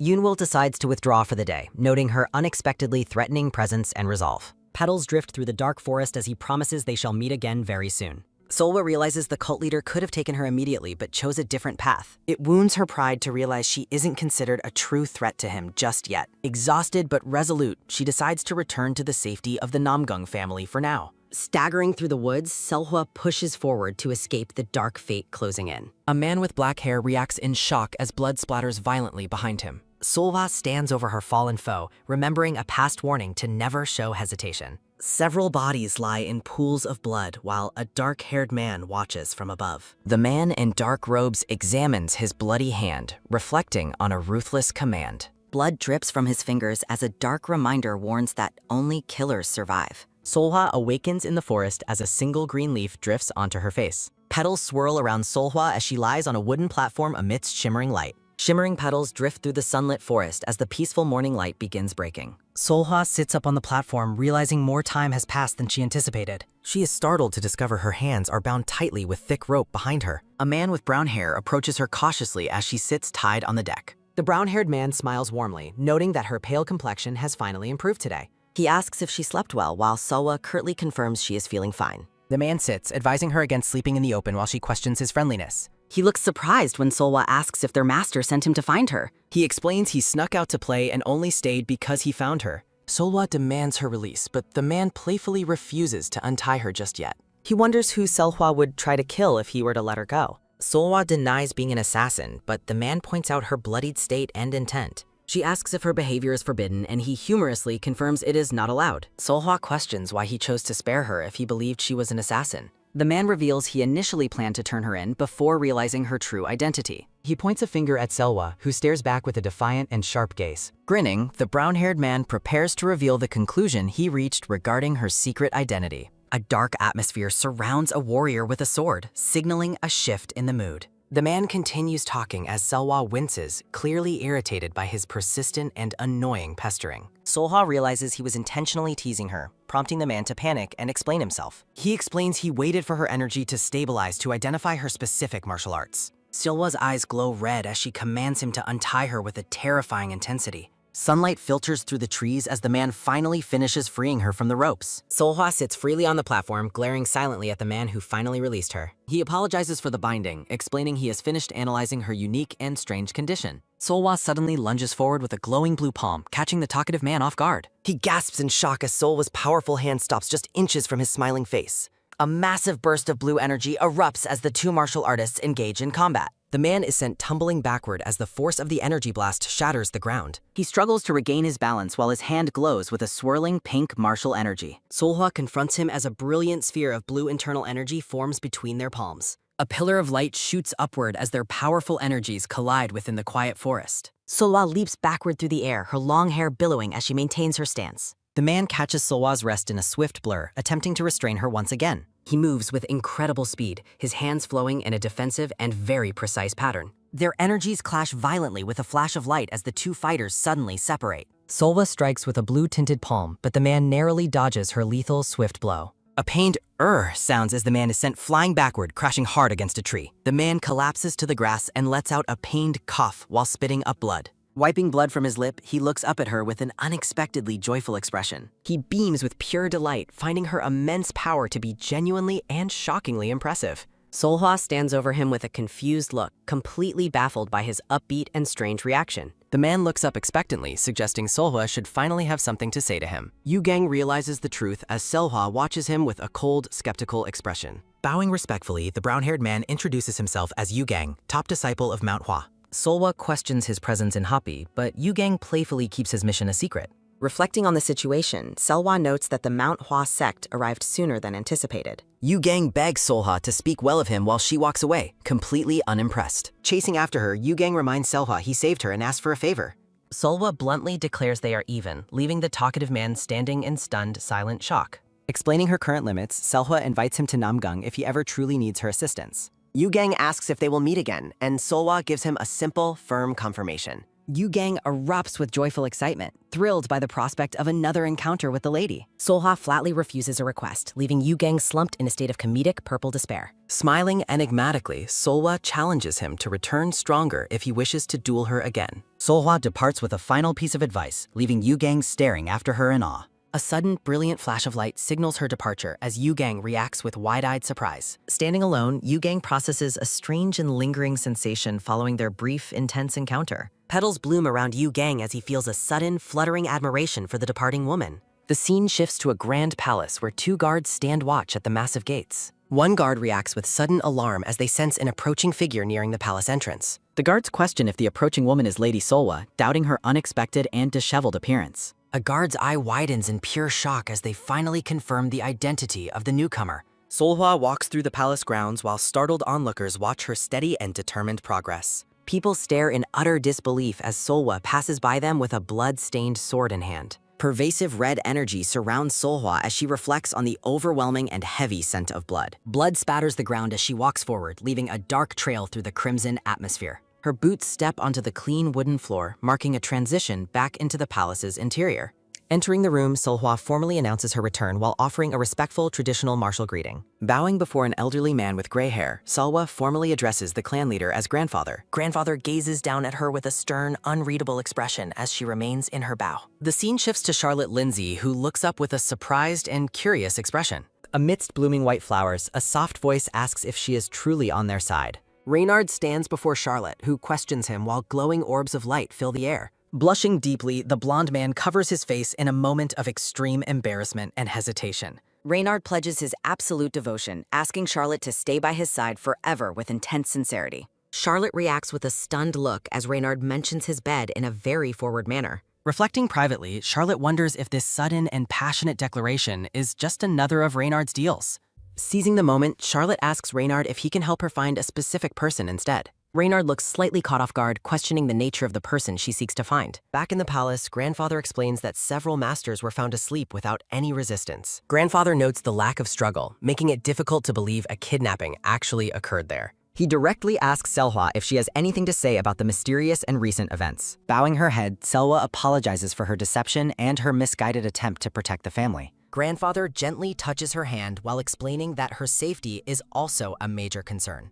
He suggests that the burdens she tried to handle alone could have been shared by others. Solhwa listens in somber silence as her grandfather looks at her with deep paternal concern. Solhwa justifies her secrecy, believing it was her sole responsibility to fix the problems she caused. Grandfather insists that his actions were always intended as a way to protect her from harm. Solhwa reflects on whether hiding from the blood demon would have ever truly solved her problems. Looking up with resolve, Selwa declares she has returned specifically to fight her dark destiny. Grandfather warns that the blood demon will simply sacrifice another child to destroy the Namgang clan. Selwa accepts any punishment but begs her grandfather never to bind her hands and feet again. Solhwa promises to survive as her grandfather lets out a heavy, weary sigh. Grandfather closes his eyes, momentarily overwhelmed by the weight of her dangerous situation. A sharp whish sounds as he turns away, scolding Solhwa for her reckless words. Walking away, Grandfather reaffirms his duty to protect her as the head of the household. He looks back, his gaze narrowing as he sets strict new boundaries for her safety. Solhwa stares in wide-eyed shock, taken aback by her grandfather's sudden and firm authority. Grandfather commands her to never deceive the elders or act alone on her own again. He insists that Solhwa must always take a skilled escort whenever she leaves the palace. Solhwa reluctantly agrees to remain under the family's protection until she reaches her full potential. A soft thump sounds as the elderly man gently places a comforting hand on her shoulder. He stoops down to her level, emphasizing that his rules are meant to guide her. Selwa looks up with an inquisitive expression as her grandfather prepares to share more wisdom. Grandfather explains that punishment is merely a tool for teaching children to recognize their mistakes. The two sit together in the quiet room as the grandfather softens his stern tone. His expression turns warm and paternal while he speaks of his genuine care for Selva. Amidst blooming flowers, Selwa looks at him with newfound understanding and a touch of sadness. Grandfather reminds her that they are family, his hand resting gently on her back. A soft rustle sounds as Selwa reaches out, grabbing her grandfather's sleeve in a heartfelt plea. She looks up with tearful eyes, emotionally moved by her grandfather's unwavering support and love. A series of steady thud sounds echo as grandfather walks through the palace courtyard. He pauses to ask about Solhwa's condition, his face etched with lingering concern. The dark-haired man waits at the entrance, his expression tense as he spots his father. Grandfather instructs his son to let Solhwa rest, assuring him her injuries are not serious. A sudden step sounds as the son rushes forward, desperate to speak with his father. He begs for a moment of his father's time, clearly troubled by a pressing matter. Rumors condemning Solhwa begin to spread like wildfire throughout the entire Namgang clan palace. Suspicious gossip runs wild among the clan members as they whisper about Solhwa's secret motives. Grandfather listens intently from his desk as his son describes the suspicious nature of the rumors. The son notes that the clan members seem far too certain about their malicious guesses. He explains that the atmosphere is far too toxic to have been created by accident. A thoughtful, escapes grandfather as he realizes the rumors spread far too quickly. He points out the impossibility of such widespread gossip during a hectic search party effort. Grandfather concludes that someone intentionally instigated the rumors to destroy Solhwa's reputation from within. The two men exchange a knowing, worried look as the son questions who would do this. The dark-haired man reacts with surprise as his father reveals Selhwa's unexpected foresight. A quick swoosh sounds as grandfather reaches out, suggesting they must empower the girl. A loud boom sounds as the atmosphere shifts, signaling a stern lecture for his son. Grandfather criticizes his son's lack of power, questioning his ability to protect Solhwa. The son looks away in shame, acknowledging the difficulty of rebuilding his lost influence. Grandfather looks to the side, his expression hardening as he considers a drastic leadership change. He sets a 6-month deadline for his son to prove himself worthy of the clan headship. Grandfather delivers a chilling ultimatum, threatening to pass the clan leadership to someone named Ha. The dark-haired man asks why his father would make such a sudden and shocking decision. Grandfather dismisses another candidate named Cheonghae, citing the man's excessive and blinding greed. A sharp clack sounds as grandfather rejects Changgun as well, citing the man's uncontrollable temper. He looks directly at his son, pinpointing his soft heart as a fatal leadership flaw. Grandfather gazes down with a cold, unrelenting expression, emphasizing the harsh reality of their world. The scene shifts to night as grandfather stands alone on a bridge over the water. A quiet rustle sounds as the grandfather realizes that important news has finally arrived. A man with spiky hair approaches, reporting that his investigation in Yunnan yielded no results. The dark-haired man reports that a suspicious tavern is effectively hiding all their information. Grandfather wonders if his son misunderstood or if moving without leaving a trace is possible. Grandfather confirms that erasing all traces is indeed possible as he looks at the water. A sudden humph from the son startles him as he continues the conversation with his father. Letting out a heavy sigh, Grandfather decides they must summon a man named Mugwang. The dark-haired man reacts with pure disbelief at the mention of the name Mugwang. The son protests loudly, questioning if the arrogant Mugwang would even bother to show up. Grandfather shouts that any Namgang must protect their children while the son looks exhausted. The son questions if they are preparing for war given Mugwang's extreme bloodlust. Grandfather grimly admits that war might be their only remaining option if nothing else works. A sharp whish sounds as Grandfather walks away, prioritizing a more urgent family matter. Grandfather looks back over his shoulder with a sharp, calculating, and unrelenting gaze. The scene shifts to the training hall the next morning for the Bielmo Seisu ritual. A man off-screen asks Selhwa if she is truly comfortable with the upcoming dangerous ritual. The mustachioed man expresses deep concern over the extreme pain Selhwa will soon face. While the mustachioed man panics, the dark-haired man remains completely indifferent to Selwa's plight. The dark-haired man calls Selwa tough while she silently thinks of him as a coward. Letting out a weary sigh, Selwa finds comfort knowing her grandfather will be assisting her. Grandfather smiles warmly, promising to do his best to honor his granddaughter's sincere trust. An elegant woman warns them to be cautious, but Grandfather insists on moving forward immediately. Grandfather dismisses the others' concerns, refusing to tolerate any more interference from the family elders. A steady thud sounds as Grandfather leads Selwa toward the massive, ornate stone doors. Grandfather beckons Selwa forward as he prepares to open the path into the training hall. A firm thump sounds as Grandfather presses his hand against the heavy, ancient stone mechanism. A brilliant, blinding light erupts as the ancient training hall finally begins to open up. The onlookers offer their prayers and well wishes as the duo enters the secluded training chamber. Grandfather and Sayowa step into the chamber as the massive doors slowly seal shut behind them. A sharp click echoes through the dark chamber as the internal mechanisms lock them inside securely. Grandfather prepares to forcefully trigger the suggestion placed on Selwa, instructing her not to resist. Selwa hesitates, expressing a deep fear that she might lose control and attack her grandfather. Selwa reflects privately, realizing that attacking him is not the primary danger she is facing. She fears that losing control will expose her forbidden martial arts and destroy her grandfather's trust. A sudden gulp sounds as Selwa steels her nerves and calls out to her grandfather again. Selhwa reminds her grandfather of her previous plea for help, seeking reassurance before they begin. Selwa looks up with a sharp, intense gaze, readying herself for the grueling ordeal ahead. Grandfather responds with a silent, steady gaze that radiates confidence and unconditional support for her. Closing her eyes, Selhwa clenches her hands as her grandfather promises to keep her safe. Energy begins to hum as Selhwa realizes that worrying cannot change the unpredictability of a heart. A sharp snap sounds as grandfather channels his power, acknowledging the inherent unpredictability of the ritual. A powerful whoosh sounds as a massive vortex of blue energy begins to surround the pair. A loud crack sounds as blue lightning arcs from Grandfather's hand directly into Selhwa's back. A heavy boom shakes the chamber floor as the ritual's energy reaches its first major peak. Grandfather's hands glow with intense blue light as he carefully navigates the dangerous surge of power. Selwa trembles as blue energy courses through her body, causing her veins to glow and pulse. A colossal pillar of blue light erupts from Selwa, reaching toward the ceiling of the hall.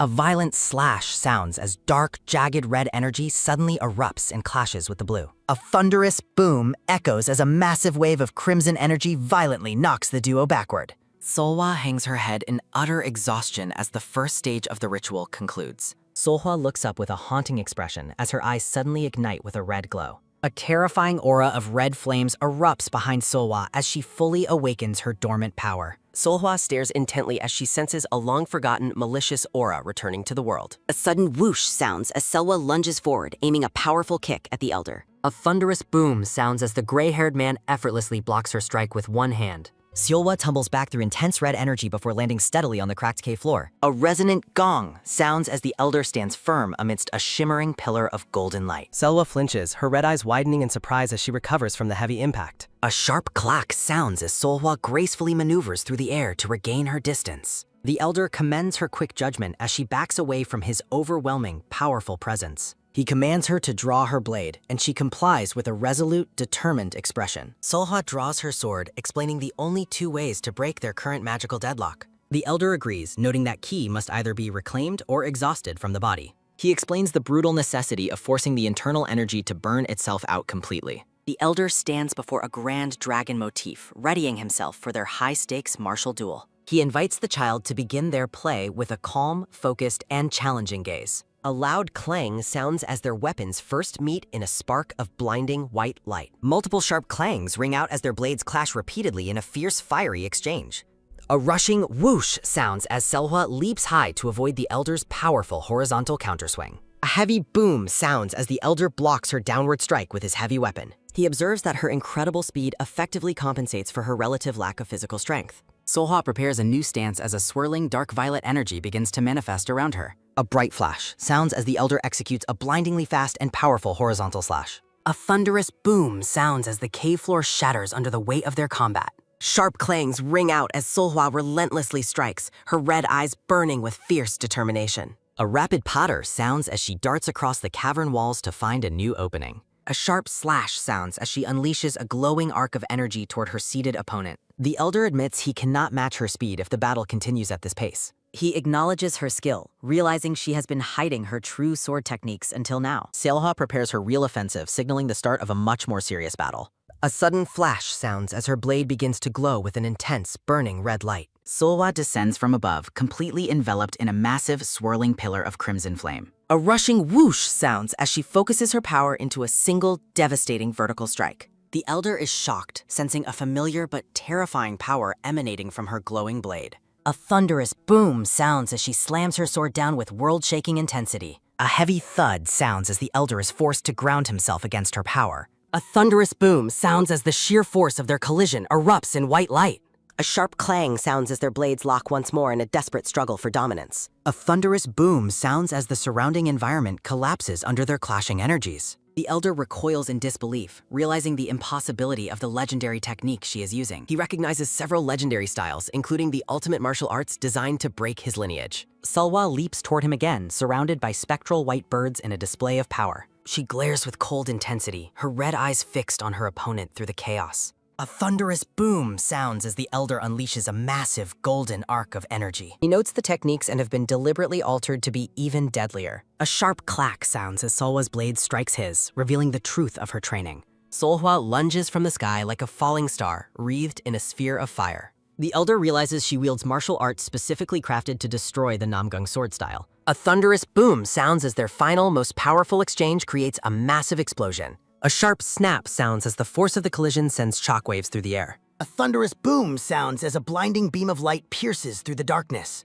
A sharp clink sounds as a broken shard of a blade embeds itself in a blade embeds itself in the floor. Solhwa's sinister aura flares as the dark history of her training is revealed. Grandfather acknowledges the gravity of the situation with a grim, knowing look. Swirling black and red energy consumes Selhwa as her forbidden power surges uncontrollably. A steady thud echoes through the quiet halls as a mysterious woman walks past. The purple-haired woman in teal leads her men through the palace with cold authority. Clan members gossip about the forbidden ritual being conducted within the secret training hall. Changhae listens with a sharp, calculating gaze, her blue eyes filled with icy intent. The men express shock at the head's blatant disregard for the Elders' Council's wishes. Changhae clenches her jaw, clearly plotting her next move against the family's leadership. A heavy step sounds as Changhae turns away, warning her followers of the head's power. Changhae notes the elder's hesitation despite her growing influence over the clan's sword corps. A weary sigh escapes the brown-haired man as he questions their lack of action.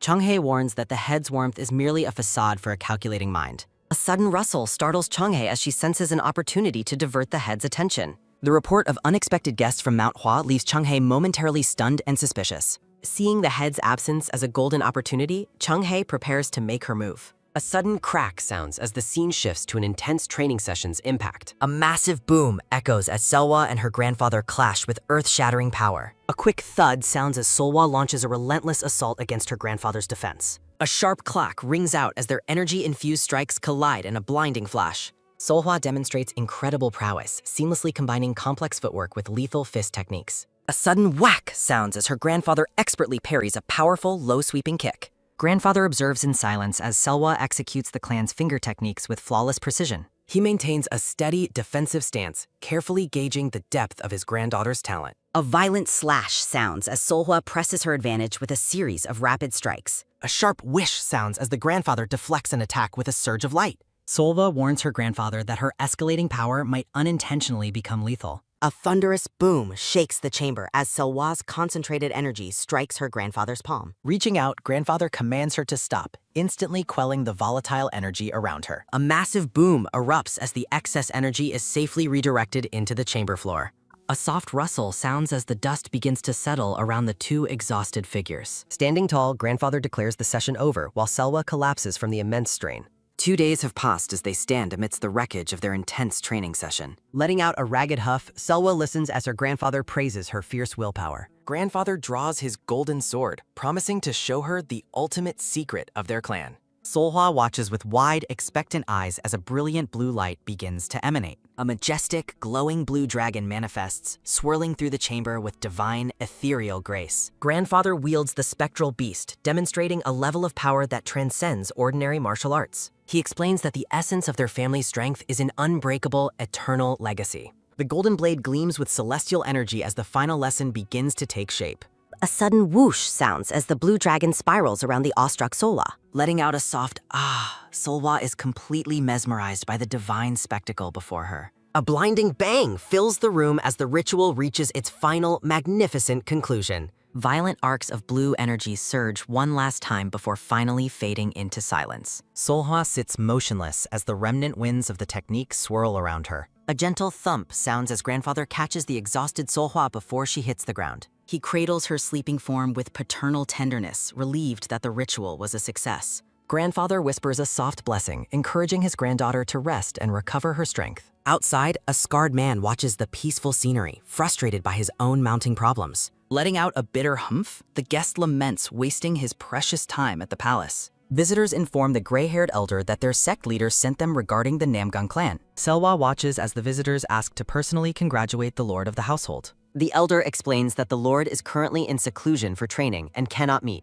Shocked by the news, the elder learns that the child has also entered seclusion. Seolhwa invites the guests to stay in the quarters and rest from their long journey. The elder sits alone, contemplating his true objective, while the guests are seen away. He reveals his secret mission is to retrieve the legendary medicine known as the Great Rejuvenation Pill. A sudden realization startles the elder as he begins to focus on a new development. A sudden, bright sparkle sounds as a young boy arrives with a tray of food. Talk about a balanced diet. The boy delivers a tower of dumplings on his head with ease. He ignores the food, demanding that the boy tell him everything he knows about the child. The boy notes that the Lady of Namgung's meridians were in a state of extreme disorder. Shouting in frustration, the elder asks how the boy could possibly know about her meridians. The boy explains that at least 3 different tangled energies were mixed together within her. He describes the energy as a mixture of unpleasant and clear forces poured together at once. The elder falls into a deep, contemplative silence, stroking his chin as he listens intently. From his seat, the elder wonders if any of those energies were similar to Shaolin power. The elder realizes Shaolin power would make the pill incredibly valuable, while Yu Gang questions his meaning. He grows increasingly annoyed when the boy admits he doesn't actually know the answer.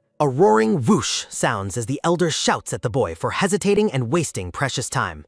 A loud snap sounds as the elder kicks the boy out for talking back to him. A rhythmic knock sounds as the elder, already frustrated, is interrupted by a new visitor. A man named Yupyo identifies himself at the door, catching the elder's weary attention. A soft step sounds as Yupyo enters, noting that Yu Gang never shares anything. A quiet smack sounds as the elder eats a dumpling while asking about Yupyo's business. Yupyo reports running into a young master of Namgung who invited him to a meal. A quick nod sounds as the elder wonders if the man was Namgung Chunhe. He finds it strange that the young master hasn't shown himself since the first day. Narration suggests that forming ties with the Namgung clan would not benefit their group much. Standing by the window, the elder worries they may never even see the rare pill. Yupyo asks if the elder is considering accepting the invitation rather than just waiting. The elder decides to go, wanting to at least hear what the Namgung family says. A sudden slash sounds as a dark memory of a bloody battlefield flashes before them. A pained ugh sounds as Seolhwa struggles through a terrifying nightmare of blood and ice. A roaring whoosh sounds as a massive eruption of dark red energy consumes the landscape. A thunderous roar sounds as a celestial blue dragon manifests, glowing with intense spiritual power. A sharp clack sounds as the ethereal beast unleashes its full, devastating fury upon everything. A blinding boom sounds as a spiritual explosion clears the area in a flash of light. A rushing whoosh sounds as Solhwa is swept along by the incredible force of the blast. A sudden gasp sounds as she falls through a blue sky, reaching in desperation. She wakes in the arms of a silver-haired man who asks if she slept well. The silver-haired man looks down with a calm, relieved expression after the intense battle. Solhwa stares at him in stunned silence, her heart pounding as she processes the rescue. They sit together in a peaceful, sparkling field, finally safe from the dark carnage. Solhwa feels a wave of relief, realizing she has finally succeeded in her mission. The silver-haired man watches her with a warm, steady gaze, his mustache twitching slightly. He questions if she was raised to oppose the Namgung family given her exceptional skills. Solhwa hides the truth of her past life, claiming her abilities are a secret counter technique. She reflects privately on her past life, deciding not to tell anyone the truth. The silver-haired man expresses his relief, satisfied with her answer for the time being. Namgung Muchian acknowledges the necessity of Solhwa's fright given her immense hidden potential. He observes that her unique martial arts perfectly target the inherent weaknesses of their clan. Namgung Muchian asks Solhwa if she is willing to use her talents to support the family. Determined to protect her kin, Solhwa agrees to dedicate her strength to the Namgung clan. Pleased by her resolve, Namgung Muchian smiles at her decisive commitment to their future. They concoct a plausible cover story to hide the true origins of Solhwa's forbidden arts. A rhythmic hum sounds as Solhwa begins circulating her volatile red energy in deep meditation. Exhaling a soft pew, Solhwa completes a basic cycle of energy to stabilize her core. Namgung Muchian asks if she is ready. Solhwa confirms she has finished checking her state. Solhwa notes that the ritual successfully purged her internal injuries and the lingering curse energy. Despite her efforts, Solhwa laments that her energy remains a defiant, deep shade of crimson. Namgung Muchian reassures her that the color of her energy does not define its ultimate worth. He encourages her to forge a new path and prepares to initiate the sacred ritual. Solhwa steels her resolve as Namgung Muchan prepares to begin the arduous energy transfer immediately. He places his hand on her, warning her to remain calm while he infuses her chi. A rushing whoosh sounds as the pure, unyielding energy of the Namgung line floods her body. Swirling currents of blue light dance through the air, purifying the air within the chamber. Solhwa feels her spirit drifting within a vast, dark void as the powerful chi takes hold. She concentrates intensely, knowing a single lapse in focus could result in her soul being scattered. A brilliant flash signals the energy reaching every critical meridian point within her developing body. Jagged arcs of blue energy crackle through the chamber, illuminating the ancient stone walls. A swirling vortex of condensed chi forms over Solhwa's heart as the ritual nears its peak. Namgung Muchan watches with bated breath, stunned by the sheer magnitude of the energy transformation. A sharp crackle sounds as his glowing hand channels more power into Solhwa's struggling system. Solhwa senses her long-dormant blood meridians finally opening wide to receive the influx of power. Marveling at her harmony with chi, Namgung Muchan wonders how much energy this vessel requires. Sweat beads on Namgung Muchan's brow as he pushes his limits to complete the toxing ritual. Blue light pulses rhythmically through the connection between grandfather and granddaughter, bridging their spirits. A thunderous boom shakes the hall as a final surge of energy erupts from the impact. The scene transitions to a peaceful, cloud-filled sky as the violent spiritual storm finally subsides. Awaking under the clear sky, Solhwa realizes her grandfather has successfully opened all her meridians. A soft rustle sounds as Solhwa clenches her fist, marveling at the newfound clarity within. Faint wisps of red energy still cling to her chest, indicating her base power remains. Solhwa rests peacefully, her face calm for the first time since her harrowing journey began. Namgung Muchan announces that she has achieved a state of great completion, or dasang. He gently questions if the intense ordeal has provided her with any new spiritual insights. Though uncertain of the full extent, Solhwa feels she finally understands the family's vigor. Namgung Muchan laughs heartily, impressed that his granddaughter has surpassed the realizations of clan elders. He notes with pride that she reached this legendary milestone 7 years faster than he. Solhwa looks up in surprise as her grandfather addresses her with newfound profound respect. Draped in his protective purple robe, Solhwa listens intently as he reveals the truth. He explains that she possesses a heavenly martial body, a rare gift for ultimate mastery. Namgung Muchan confirms that she is the ideal vessel to elevate the clan's martial legacy. Solhwa contemplates her previous life, realizing how much higher she might have climbed with such gifts. He clarifies that her meridians were already open. He merely cleared the building blockages. Namgung Muchian explains that mismatched, impure energy had been the primary obstacle for her pathways. Solhwa finally understands that her own conflicting blood energy was holding her back from greatness. A sharp snap sounds as she clenches the robe, vowing to destroy the blood demon. The scene shifts as the scarred man's eyes narrow with irritation at the ongoing delays. Snapping a loud crack, the guest orders Chonghae to stop distracting him during his task. The black-haired man worries about his family's safety while Chonghae watches him intently. Chonghae points out that 3 days have passed without any news from the chamber. The man argues that their direct presence might actually escalate the danger to everyone. They discuss the arrival of Manhwa's elite swordsmen, including the formidable UPO. Chonghae remains deeply suspicious of why such powerful figures would visit their clan now. She's convinced that a hidden scheme is behind the unexpected arrival of their guests. The man wonders what good a meeting would do under their current stressful circumstances. A sudden twitch sounds as Chonghae worries about the young master's potential future connections. He warns that gaining more power inevitably creates a path for more dangerous enemies. Chonghae admits her lack of confidence in protecting her daughter from the rising threats. The black-haired man listens in somber silence to her honest and painful admission. He acknowledges her point while they continue their anxious, long vigil together. A weary sounds as the man realizes he is completely out of words. The silence between the two grows increasingly awkward as the minutes tick by slowly. He silently begs for the kid to return and break the oppressive garden tension. He begins a countdown, promising to overlook past mistakes if she appears right now. A thunderous boom shakes the garden as the training chamber's heavy doors begin opening.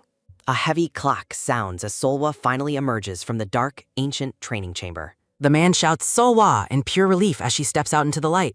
Chonghae rushes to check on her daughter, stunned by her unexpectedly early return. Solwa explains that her grandfather requires 5 more days to recover from the ritual. A sudden gasp escapes the man as he senses an incredible change in aura. He asks in shock if the young girl has actually attained the peak realm.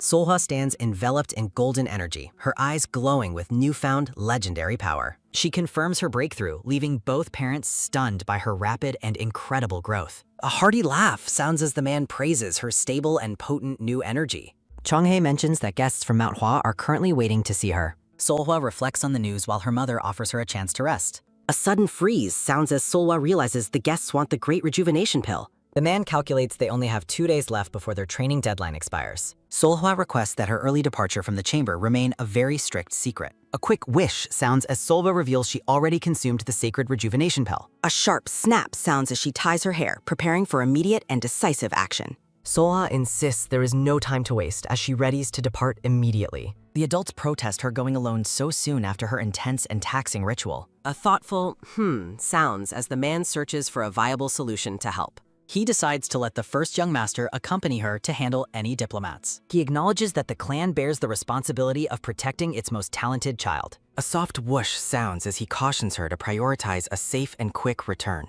A sudden bang sounds as Selwa and her companion vanish into the distant trees. A rushing whish sounds as the two speed through the dense green forest together. Solwa's expression is one of absolute focus as they race toward their urgent objectives. Inside a quiet hall, a man and woman begin discussing a peculiar new rumor. The goated man and the dark-haired woman in green exchange very grave, silent looks. They share a lavish meal while debating the dark secrets of the bandit sect. A soft clink sounds as the man ponders the extreme oddity of the current rumor. He questions how a mere bandit sect obtained a sacred artifact from Shaolin Temple. The woman in green suspects this theft triggered the Manhwa sect's sudden arrival. An overwhelming pressure fills the room as the man's murderous aura surges with intensity. He coldly declares that their business with the clan ends without the sacred pill. Chonghae thinks that sending Manhwa away now would end the vital relationship between their clans. UPO offers a formal apology before deciding to ask a direct and serious question. He looks intently at his companions, asking if they know the Great Rejuvenation Pill's whereabouts. The dark-haired young master admits he knows nothing about it, but expresses curiosity about something else. Sitting across from the elder, the young master asks if the treasure absolutely must be that pill. He continues his proposition, asking if Manhwa would accept something comparable to the legendary medicine. UPO admits he has never heard of such a thing, but suggests searching the Anhui region. With a polite smile, the young master asks the elder to accept his gesture of goodwill. UPO contemplates the massive power his sect would gain by forming ties with the Namgung family. He looks at the young master and asks exactly what he wants in exchange for this alliance. A sharp squeeze sounds as the young master tightly clasps his hands during the intense negotiation. The scene shifts as the young master asks Solhwa where she expects to find a comparable elixir. Walking through the sun-dappled woods, the two discuss the legendary celestial bow turtlehead treasure. The young master recalls that it was the hidden treasure of a legendary thief named Manri Shintu. Solwa leans against a tree, firmly asserting that the fabled celestial bow turtlehead truly exists. Drawing from memories of her previous life, she explains that the thief's riddle was actually real. She notes that certain people possess a twisted mindset regarding treasures they cannot own themselves. Solhwa suggests the treasure vanished from history primarily because of the actions of greedy schemers. Reaching a forest clearing, Selwa identifies this specific location as the place indicated by the clues. They look toward a distinctive rock formation in the mountains, realizing the treasure's location is nearby. The young master runs alongside her, questioning the true nature of the celestial bow in the legend. Solhwa speculates the bow refers to a rainbow, though she notes they are rare in this area. A heavy thud sounds as they walk, with Solhwa introducing the dark concept of a blood bow. She explains that a mysterious red bridge is said to appear in these mountains every now and then. The young master's eyes widen in realization as the gravity of their location finally sets in. A sudden whoosh sounds as the young master draws his blade, protecting Solhwa from a hidden attacker. A pained sounds as blood sprays from the beast struck by the young master's lethal slash. A soft tumble sounds as the defeated creature rolls across the forest floor in the dim light. More hostiles emerge from the shadows as the two warriors prepare for an immediate coordinated defense. The young master realizes the red bridge signifies they are in a very specific, dangerous territory. He warns that this forest is the notorious habitat of the violent and aggressive demonic monkeys. Dozens of glowing red eyes peer from the dark trees as the monkeys begin to swarm them. Solhwa questions if the treasure is worth the fight while the young master remains confident. A soft squeeze sounds as the young master grips his blade, deeply worried about Solhwa's safety. A rushing whoosh sounds as the two leap into battle, with the man begging her not to get hurt. A sharp slash sounds as Solhwa expertly carves through the first wave of attacking demonic beasts. A loud snap sounds as a snarling demonic monkey lunges forward with its claws outstretched. Solhwa moves with fluid, lethal grace, leaving a trail of blood as she slays her attackers. Narration explains that while longing creates spiritual creatures, resentment gives rise to these twisted demonic beasts. A swarm of monkeys leaps from the trees, surrounding the young girl in a coordinated ambush. A bright slash sounds as Solhwa parries several attacks at once with her glowing blue energy. More monkeys scramble across the forest floor to attack as Solhwa continues her relentless defense. She looks back with intense focus, ensuring no enemies can breach her guard during the chaotic fight. The beast's blood-red eyes burn with an endless, primal hatred for humanity and the world. Solhwa apologizes as she prepares to unleash a massive technique to end the battle immediately. A roaring whoosh sounds as a pillar of an intense red energy erupts from her position. She drives her sword into the heart of the swirling flame to activate her final move. A thunderous boom shakes the forest as the concentrated energy finally explodes outward in all directions. Swirling red currents of power consume the remaining beasts, clearing a path through the dark woods. Solhwa's resolve remains unbreakable as she vows never to back down from any challenge she faces. A sudden, heavy thud sounds as a hand tightly grips the hilt of a sword. The dark-haired young master notes the monster's persistence, while Solhwa wishes they would surrender. Solhwa explains that even intelligent demonic beasts rarely choose to surrender to their human enemies. The young master observes that the creatures likely understand the inherent cruelty of mankind all too well. A soft step sounds as the young master asks about the dark origins of the monkey monsters. A pained tumble sounds as they pass a carcass while discussing the horrific monkey brain trade. Solhwa ponders why anyone would eat animal brains given the world's many other culinary delights. A sharp crack sounds as her foot disturbs several small, weathered bones on the cave floor. A sudden slide sounds as the young master pauses, sensing something hidden within the cave's shadows. A quiet rustle sounds as he investigates a cluster of small skeletons hidden behind thick vines.